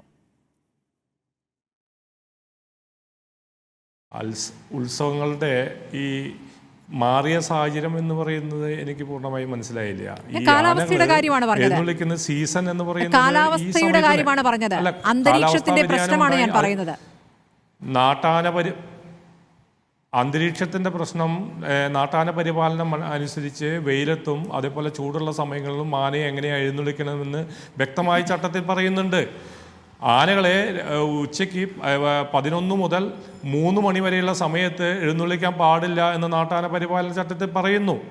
അതേസമയം തന്നെ ഈ സമയങ്ങളിൽ ആചാരപരമായി മതാചാരത്തിൻ്റെ ഭാഗമായി നടത്തേണ്ടി വന്നാൽ പന്തലൊരുക്കിയും റോഡിൽ കൂടി കൊണ്ടുപോകേണ്ടി എന്നാൽ അതിൽ വെള്ളം നനച്ച് തണുപ്പിച്ചും ആനകൾക്ക് തണുപ്പിക്കാൻ പറ്റിയ ഭക്ഷണ പദാർത്ഥങ്ങൾ കൊടുത്തും എഴുന്നള്ളിക്കാവുന്നതാണ് എന്ന് ചട്ടത്തിൽ പറയുന്നു. ഇതെല്ലാം ആലോചിച്ചെടുത്തൊരു തീരുമാനമല്ലേ, സർക്കാർ പുറത്തിറക്കിയ ഒരു ചട്ടമല്ലേ. ആ ചട്ടപ്രകാരം ആനയെ എഴുന്നള്ളിക്കുന്നുണ്ടോ എന്ന് പരിശോധിക്കലാണ് ഇവിടെ, അല്ലെങ്കിൽ അത് നടപ്പിലാക്കലാണ് ഉത്സവ കമ്മിറ്റി ആയാലും ഉദ്യോഗസ്ഥരായും ഫോറസ്റ്റ് ഡിപ്പാർട്ട്മെൻറ്റായും ചെയ്യുന്നത്. അതിൽ വീഴ്ചകൾ ഉണ്ടായിട്ടുണ്ടോ എന്ന് പരിശോധിക്കേണ്ടത് വളരെ അത്യന്താപേക്ഷിതമാണ്. കാലാനുസൃതമായിട്ടുള്ള മാറ്റം വേണം, ആരും വേണ്ട എന്ന് പറയുന്നില്ല. ആനകളുടെ എണ്ണത്തിൻ്റെ കാര്യത്തിൽ വലിയ മാറ്റം വരണം, തീർച്ചയായിട്ടും അത് ആവശ്യമാണ്. സ്ഥലപരിമിതി അനുസരിച്ച് ആനകൾ തന്നെ 382 ആനകളാണ് ഇന്ന് എഴുന്നള്ളിക്കാനായിട്ട് നമുക്ക് ലഭ്യമായിട്ടുള്ളത്. ആ 382 ആനകളെ വെച്ചുകൊണ്ട് 6000-ഓളം എഴുന്നള്ളിപ്പുകൾ എങ്ങനെ നടത്താൻ പറ്റുമെന്ന് നമ്മൾ ചിന്തിക്കണം. അപ്പോൾ അതുകൊണ്ട് കൂടുതൽ ആനകളെ എഴുന്നള്ളിക്കുന്ന സ്ഥലങ്ങൾ 50ഉം 60ഉം ആനകളെ, തൃശ്ശൂർ ജില്ലയിൽ പ്രത്യേകിച്ചും 60ഉം 50ഉം ആനകളെ എഴുന്നള്ളിക്കുന്ന പൂരങ്ങളുണ്ട്, ആചാരപരമല്ലാത്ത പൂരങ്ങളുണ്ട്, എഴുന്നള്ളിപ്പുകളുണ്ട്. ഇതിനെല്ലാം നിയന്ത്രണങ്ങൾ കൊണ്ടുവരേണ്ടത് കാലാനുസൃതമായ മാറ്റം ആവശ്യമാണ്. അപ്പോൾ ആനകൾക്ക് വിശ്രമം കിട്ടും. അതോടൊപ്പം തന്നെ തലയെടുപ്പുള്ള അല്ലെങ്കിൽ കൂടുതൽ ആളുകളെ ആകർഷിക്കുന്ന ആനകൾക്ക് വിശ്രമമില്ലാത്ത ഓടുന്ന ഒരു അവസ്ഥ, അതിനും പരിഹാരം കാണേണ്ടതുണ്ട്. അവർക്കെല്ലാം മതിയായ വിശ്രമം നടത്തുന്നുണ്ടോ? നേരത്തെ ചോദിക്കുകയുണ്ടായി, ഒരു ആന മതിയായ വിശ്രമം കൊടുക്കുന്നുണ്ടോ എന്ന് എങ്ങനെ പരിശോധിക്കുമെന്ന്. ഫോറസ്റ്റ് ഡിപ്പാർട്ട്മെൻറ്റിന് വ്യക്തമായിട്ട് ഇത് അറിയാൻ സാധിക്കില്ലേ? ഒരാന എവിടെയെല്ലാം എഴുന്നള്ളിച്ചു എന്ന് ഈ ഡിപ്പാർട്ട്മെൻറ്റ് പരിശോധിച്ചിട്ട് ഈ ആനയ്ക്ക് വിശ്രമം കൊടുക്കുന്നില്ല എന്ന്. ഈ ഒരു ദിവസത്തെ 24 മണിക്കൂറിൽ 2 സമയങ്ങളായി അല്ലെങ്കിൽ 3 സമയങ്ങളായി 8 മണിക്കൂർ മാത്രമാണ് ഒരു ആന എഴുന്നള്ളിക്കുന്നത്. അതുകൂടാതെ 16 മണിക്കൂറും ഈ ആനയ്ക്ക് വിശ്രമമാണ്. ആനയെ ചൂടുള്ള സമയങ്ങളിൽ അതിനെ അതിജീവിക്കാൻ പറ്റുന്ന തരത്തിൽ പന്തലൊരുക്കിയും ഷെയ്ഡ് ഒരുക്കിയും എങ്ങനെ എഴുന്നള്ളിക്കാം, എങ്ങനെ മതിയായ അകലം പാലിച്ച് എഴുന്നള്ളിക്കാം എന്നെല്ലാം നിശ്ചയിക്കേണ്ടത് ആ ചട്ടങ്ങളനുസരിച്ച് അതാത് ജില്ലാ മോണിറ്ററിംഗ് കമ്മിറ്റികളാണ്. ഇതെല്ലാം പാലിക്കണം. ചട്ടങ്ങൾ പാലിക്കാതെ അല്ലെങ്കിൽ ഇതെല്ലാം കാറ്റിൽ പറത്തിക്കൊണ്ട് ഇതൊന്നും അന്വേഷിക്കാതെ ഇത് നടപ്പിലാക്കാതെ അപകടമുണ്ടായാൽ മുഴുവനും ഉത്സവ കമ്മിറ്റിക്കാരെയും ആന ഉടമകളെയും കുറ്റം പറയുന്ന ഉത്സവ കമ്മിറ്റിയുടെ ഉത്തരവാദിത്വം എത്രത്തോളം പാലിക്കപ്പെടുന്നുണ്ടെന്നുള്ള പ്രധാനപ്പെട്ട വിഷയം തന്നെയാണ്. എല്ലാം വനം വകുപ്പിന്റെ തലയിലേക്ക് വയ്ക്കാൻ പറ്റില്ല. വനം വകുപ്പിന്റെ ജോലി ഓരോ സ്ഥലത്തെയും ഉത്സവത്തെ ആനകളുടെ എണ്ണമെടുക്കൽ മാത്രമല്ലല്ലോ. ഉത്സവ കമ്മിറ്റി നാട്ടാന പരിപാലന ചട്ടം കൃത്യമായി പാലിക്കുന്നുണ്ടോ എന്ന് പരിശോധിക്കേണ്ട ഉദ്യോഗസ്ഥരുടെ കാര്യത്തിലാണ് പറയേണ്ടത്.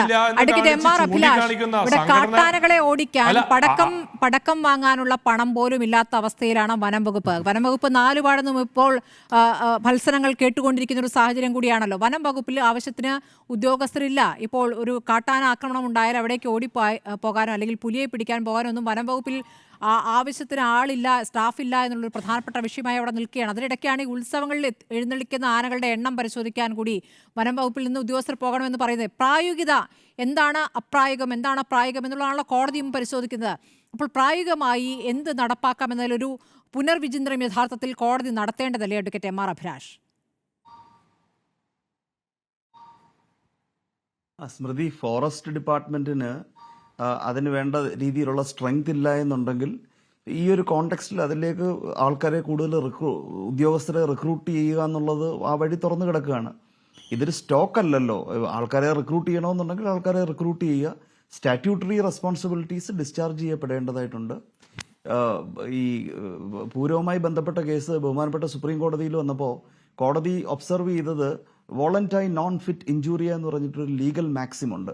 അതായത് ഇങ്ങനെ ഒരു അപകടകരമായ ഒരു സ്ഥലത്തേക്ക് ജനങ്ങൾ പോകുമ്പോൾ അവരെ അത് സംബന്ധിച്ച് ബോധവാന്മാരാക്കണം.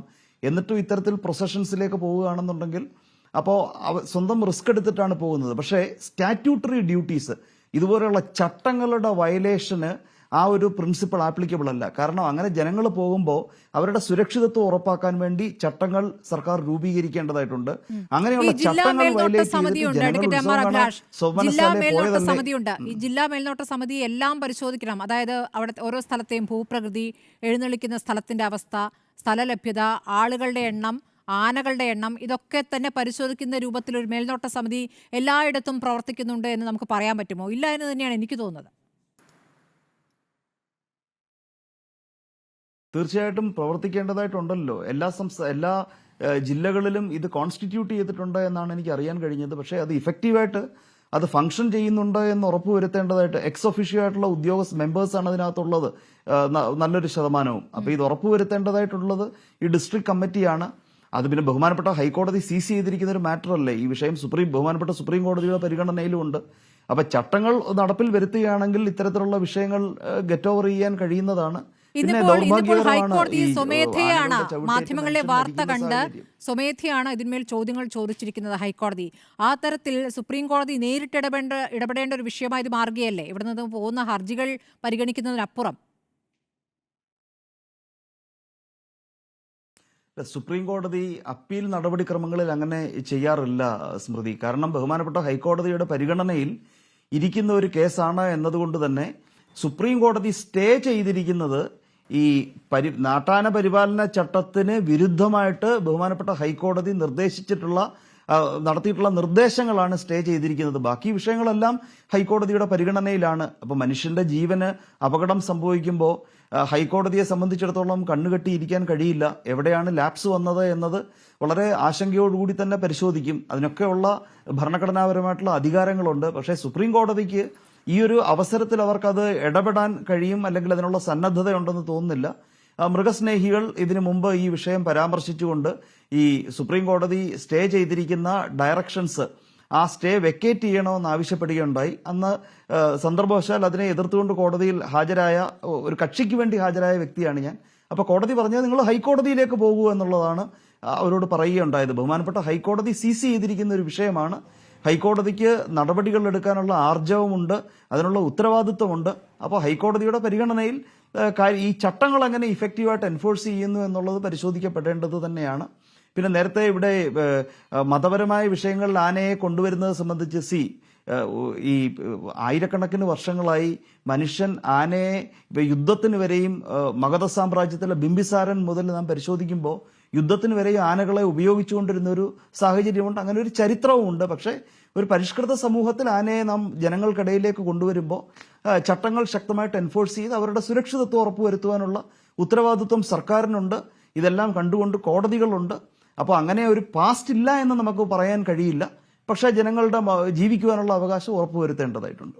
തീർച്ചയായും. ശ്രീ എൻ വി ബാലകൃഷ്ണൻ, താങ്കൾ ഇപ്പോൾ ഈ സംഭവത്തിന് ശേഷം ഈ ക്ഷേത്ര ഭരണസമിതിയുമായൊക്കെ സംസാരിക്കുമ്പോൾ ഈ തരത്തിലുള്ള ചട്ടങ്ങൾ അവിടുത്തെ പ്രത്യേക സമിതിയുമായിട്ടുള്ള ആലോചനകളൊക്കെ കൃത്യമായി നടന്നിട്ടുണ്ടോ? എന്താണ് അതിൽ അവർ പറയുന്നത്? ഈ പറയുന്ന സമിതി എല്ലാ സ്ഥലങ്ങളിലും ജില്ലാതല സമിതികൾ വേണം, ആ സമിതികൾ നിർദ്ദേശിക്കണം, ആ സമിതികൾ പരിശോധിക്കും, അതിനുശേഷമാണ് ഒരു ഉത്സവം നടത്താനാവുക. അത്തരം കാര്യങ്ങളിൽ കൂടി കടന്നു പോയിട്ടുണ്ടോ കൊയിലാണ്ടിയിൽ കാര്യങ്ങൾ?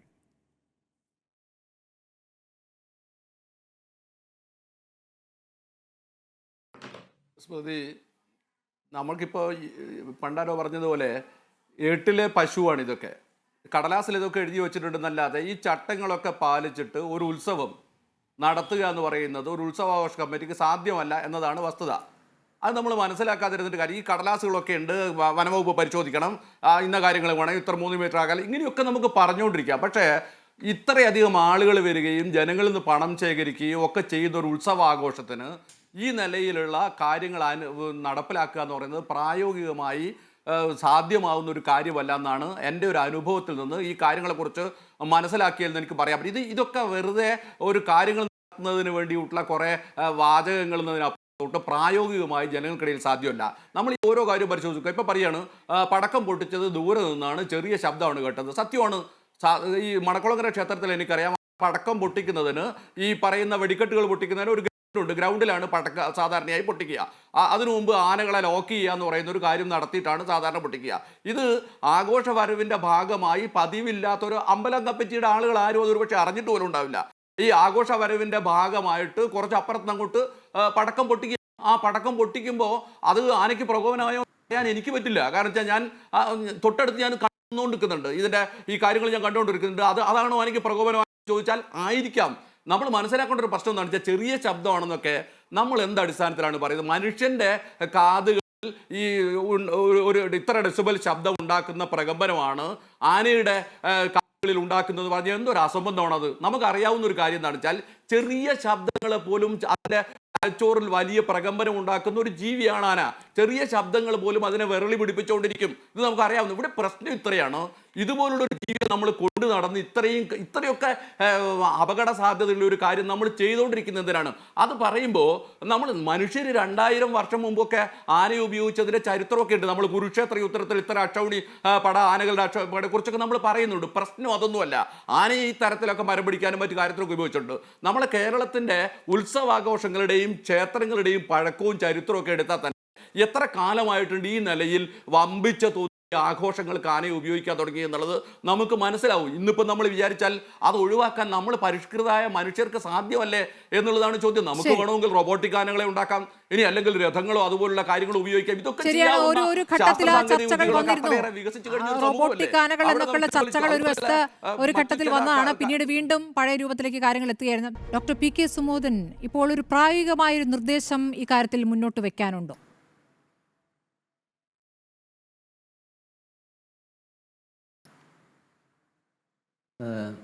ഈ ആനകളെ ഉത്സവത്തിന് ഉപയോഗിക്കണമോ വേണ്ടയോ എന്ന കാര്യത്തെക്കുറിച്ച് ഒരു കൺസെൻസസ് ഉണ്ടാക്കേണ്ടതുണ്ട്. അത് പൊതുജനങ്ങളും ഭക്തജനങ്ങളും നിയമപാലകരും സർക്കാരും പൊതുജനങ്ങളെല്ലാം കൂടിയുള്ള ഒരു സമവായം രൂപീകരിക്കേണ്ട ആവശ്യമുണ്ട്.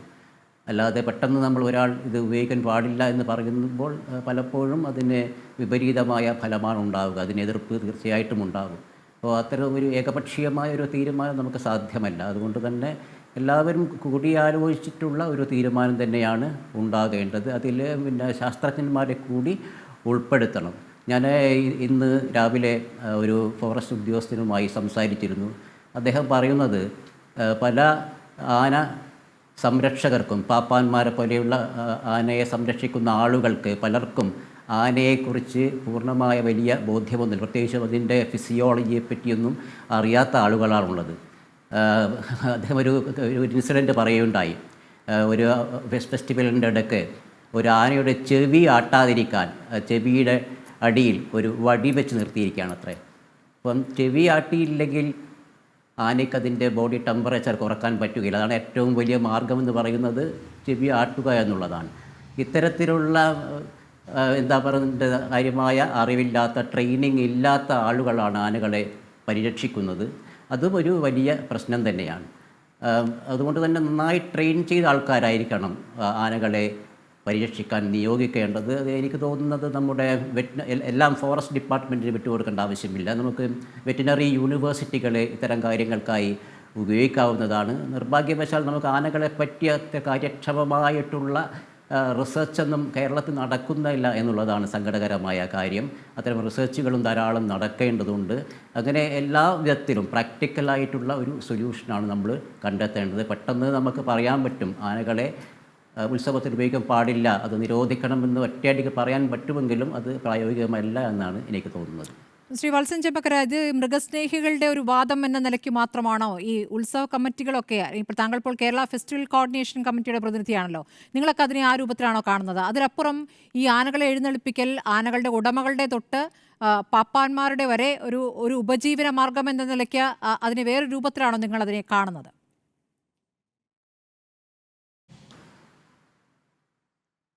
ആന എഴുന്നള്ളിപ്പ് എന്ന് പറയുന്നത് നമ്മുടെ കേരളത്തിലെ, പ്രത്യേകിച്ചും കേരളത്തിലാണ് കൂടുതലായിട്ട് ആന എഴുന്നള്ളിപ്പുകൾ ഉള്ളത്. ഞാൻ അതിനു മുമ്പായിട്ട് നേരത്തെ പറഞ്ഞൊരു കാര്യത്തിന് മറുപടി പറയാം. ഈ ചട്ടങ്ങൾ നടപ്പിലാക്കുക പ്രായോഗികമല്ല എന്ന് ശ്രീ ബാലകൃഷ്ണൻ അവർ പറയുകയുണ്ടായി. ഈ കോഴിക്കോട് ജില്ലയെ സംബന്ധിച്ചിടത്തോളം ആന എഴുന്നള്ളിപ്പുകൾ വളരെ കുറവുള്ള ഒരു ജില്ലയാണ് മറ്റു ജില്ലകളെ അപേക്ഷിച്ച്. ഏറ്റവും കൂടുതൽ ആന എഴുന്നള്ളിപ്പുകൾ തൃശ്ശൂർ ജില്ല, പിന്നെ പാലക്കാട്, എറണാകുളം, കോട്ടയം ജില്ലകളെല്ലാം. ഏകദേശം 1650ഓളം എഴുന്നള്ളിപ്പുകളാണ് തൃശ്ശൂർ ജില്ലയിൽ മാത്രം, ഉത്സവാഘോഷങ്ങളാണ് തൃശ്ശൂർ ജില്ലയിൽ മാത്രം നടക്കുന്നത്. കോഴിക്കോട് ജില്ലയിൽ 100-ൽ താഴെ മാത്രമേ ആന എഴുന്നള്ളിപ്പ് നടക്കുന്നുള്ളൂ എന്നാണ് ഞാൻ മനസ്സിലാക്കുന്നത്. അവിടെ പ്രായോഗികമായിട്ട് ജില്ലാ മോണിറ്ററിംഗ് കമ്മിറ്റി എല്ലാ മാസം കൂടുന്നുണ്ടോ എന്ന് പോലും സംശയമാണ്. തൃശ്ശൂർ ജില്ലയിലും പാലക്കാട് ജില്ല, കോട്ടയം, തെക്കോട്ടങ്ങൾ തുടങ്ങിക്കഴിഞ്ഞ എല്ലാ ജില്ലകളിലും എല്ലാ മാസവും ജില്ലാ മോണിറ്ററിംഗ് കമ്മിറ്റി കൂടുകയും ഫോറസ്റ്റ് ഡിപ്പാർട്ട്മെൻറ്റും ഫെസ്റ്റിവൽ കോർഡിനേഷൻ കമ്മിറ്റിയുമായി സഹകരിച്ചുകൊണ്ട് മേഖലാ തലത്തിൽ തന്നെ, നിയോജക മണ്ഡല അടിസ്ഥാനത്തിൽ തന്നെ ജില്ലാതലങ്ങളിൽ ഇത്തരത്തിലുള്ള അവബോധന ക്ലാസുകൾ നടത്തിക്കൊണ്ടാണ് ഉത്സവ കമ്മിറ്റികളെ ഇത്തരം കാര്യങ്ങൾ ബോധവൽക്കരിക്കുന്നത്. ആ ബോധവൽക്കരണം മാത്രമാണ്, ചട്ടങ്ങൾ പാലിക്കുന്നതിന് വേണ്ടിയിട്ടുള്ള ബോധവൽക്കരണം മാത്രമാണ് ഇതിനൊരു പ്രായോഗികമായിട്ടുള്ള ഒരു കാര്യമെന്ന് പറയുന്നത്.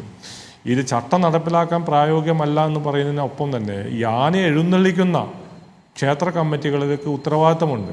എന്താണ് നാട്ടാന പരിപാലന ചട്ടം? ആനകളെ എഴുന്നള്ളിക്കുമ്പോൾ എന്തെല്ലാം പ്രായോഗികമായിട്ടുള്ള എന്തെല്ലാം കാര്യങ്ങളാണ് നമ്മൾ നടപ്പിലാക്കേണ്ടത്? ആന എഴുന്നള്ളിപ്പിക്കുമ്പോൾ അതിന് ചുറ്റും ആളുകൾ അടുത്ത് നിൽക്കാതിരിക്കാൻ കോടതി പോലും പറഞ്ഞിട്ടുണ്ട്, ദൂരം പറഞ്ഞിട്ടുണ്ട്, ചട്ടത്തിലും ദൂരപരിധി പറയുന്നുണ്ട്. ജില്ലാ മോണിറ്ററിംഗ് കമ്മിറ്റിയിൽ ദൂരപരിധി നിശ്ചയിച്ചിട്ടുണ്ട്. ഈ പരിധിയിൽ ആളുകൾ വരാതിരിക്കാനായിട്ട് വടം കെട്ടുകയോ അല്ലെങ്കിൽ ബാരിക്കേഡ് തീർക്കുകയോ അത് നിരീക്ഷിക്കുവാനായിട്ട് ക്ഷേത്ര കമ്മിറ്റികൾ പരിശീലനം സിദ്ധിച്ച വളണ്ടിയേഴ്സിനെ ഏർപ്പാട് ചെയ്യണം. അല്ലാത്ത കമ്മിറ്റികൾ ഈ ചട്ടങ്ങൾ പാലിക്കാനും ഇത് നടപ്പിലാക്കാനും പറ്റാത്ത ക്ഷേത്ര കമ്മിറ്റിയിൽ മറ്റു മാർഗങ്ങൾ നോക്കണം. അല്ലാണ്ട് ആനയെ കൊണ്ടുവന്ന് എഴുന്നള്ളിക്കുക എന്ന് പറയുന്നത് ഇത്തരത്തിലുള്ള ഇതിനെക്കുറിച്ച് അറിവില്ലാതെ കാര്യങ്ങൾ ചെയ്തുകൊണ്ട് അപകടം വരുത്തി വെച്ചുകൊണ്ട് ഇത് ഈ മേഖലയിലെ എല്ലാ ഉത്സവാഘോഷങ്ങളും ബാധിക്കുന്ന തരത്തിലേക്ക് മാറാൻ സാധ്യമല്ല. അതുകൊണ്ട് ഫോറസ്റ്റ് ഡിപ്പാർട്ട്മെൻ്റ് ആയാലും സർക്കാർ മറ്റ് സംവിധാനങ്ങളായാലും ഇത്തരത്തിലുള്ള ബോധവൽക്കരണ ക്ലാസുകൾ നടത്തിക്കൊണ്ട് ഈ നാട്ടാന പരിപാലന ചട്ടം അനുസരിച്ച് അപകടരഹിതമായിട്ട് എങ്ങനെ ആനകളെ എഴുന്നള്ളിക്കാം എന്നുള്ള കാര്യത്തിൽ വിശദമായിട്ട് ഒരു പരിശീലനം കൊടുത്ത് അറിവ് കൊടുക്കേണ്ട അത്യാവശ്യം ാണ് ഞാൻ കരുതുന്നത്. 2012 നാട്ടാന പരിപാലന ചട്ടം ഏറ്റവും സുരക്ഷിതമായിട്ട് ആന എഴുന്നള്ളിപ്പ് നടത്താൻ പറ്റിയ ഒരു ചട്ടം തന്നെയാണ്. ചൂട് കൂടിയ കാലഘട്ടത്തിലും ആ ചട്ടമനുസരിച്ച് ചട്ടത്തിൽ പറയുന്നുണ്ട് എന്ത് ചെയ്യണമെന്നത്. പിന്നെ ആനകളുടെ ക്യാരക്ടറും അതേ ഫിറ്റ്നസും സംബന്ധിച്ചിട്ടുള്ള കാര്യങ്ങളിൽ ഡിപ്പാർട്ട്മെന്റും. ഇപ്പോൾ ഈ ചട്ടം പാലിക്കപ്പെടുന്നില്ലെങ്കിൽ എന്താണ് ശിക്ഷ?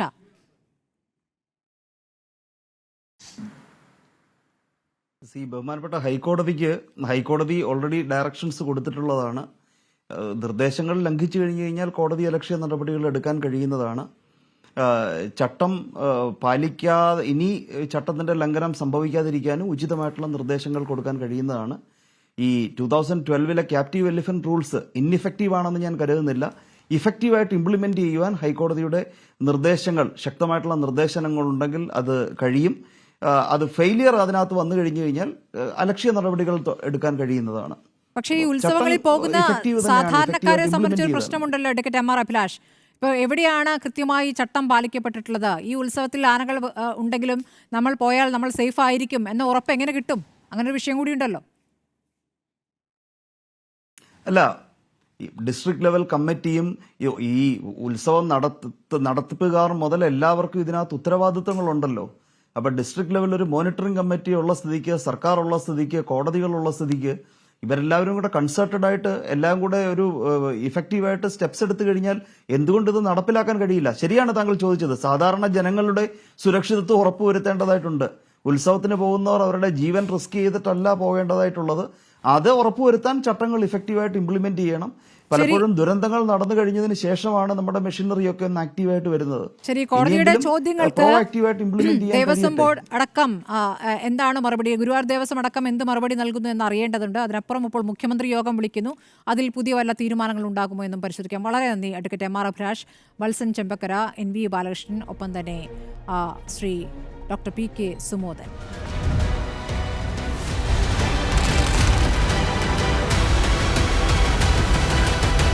Debate with Smruthi Paruthikad.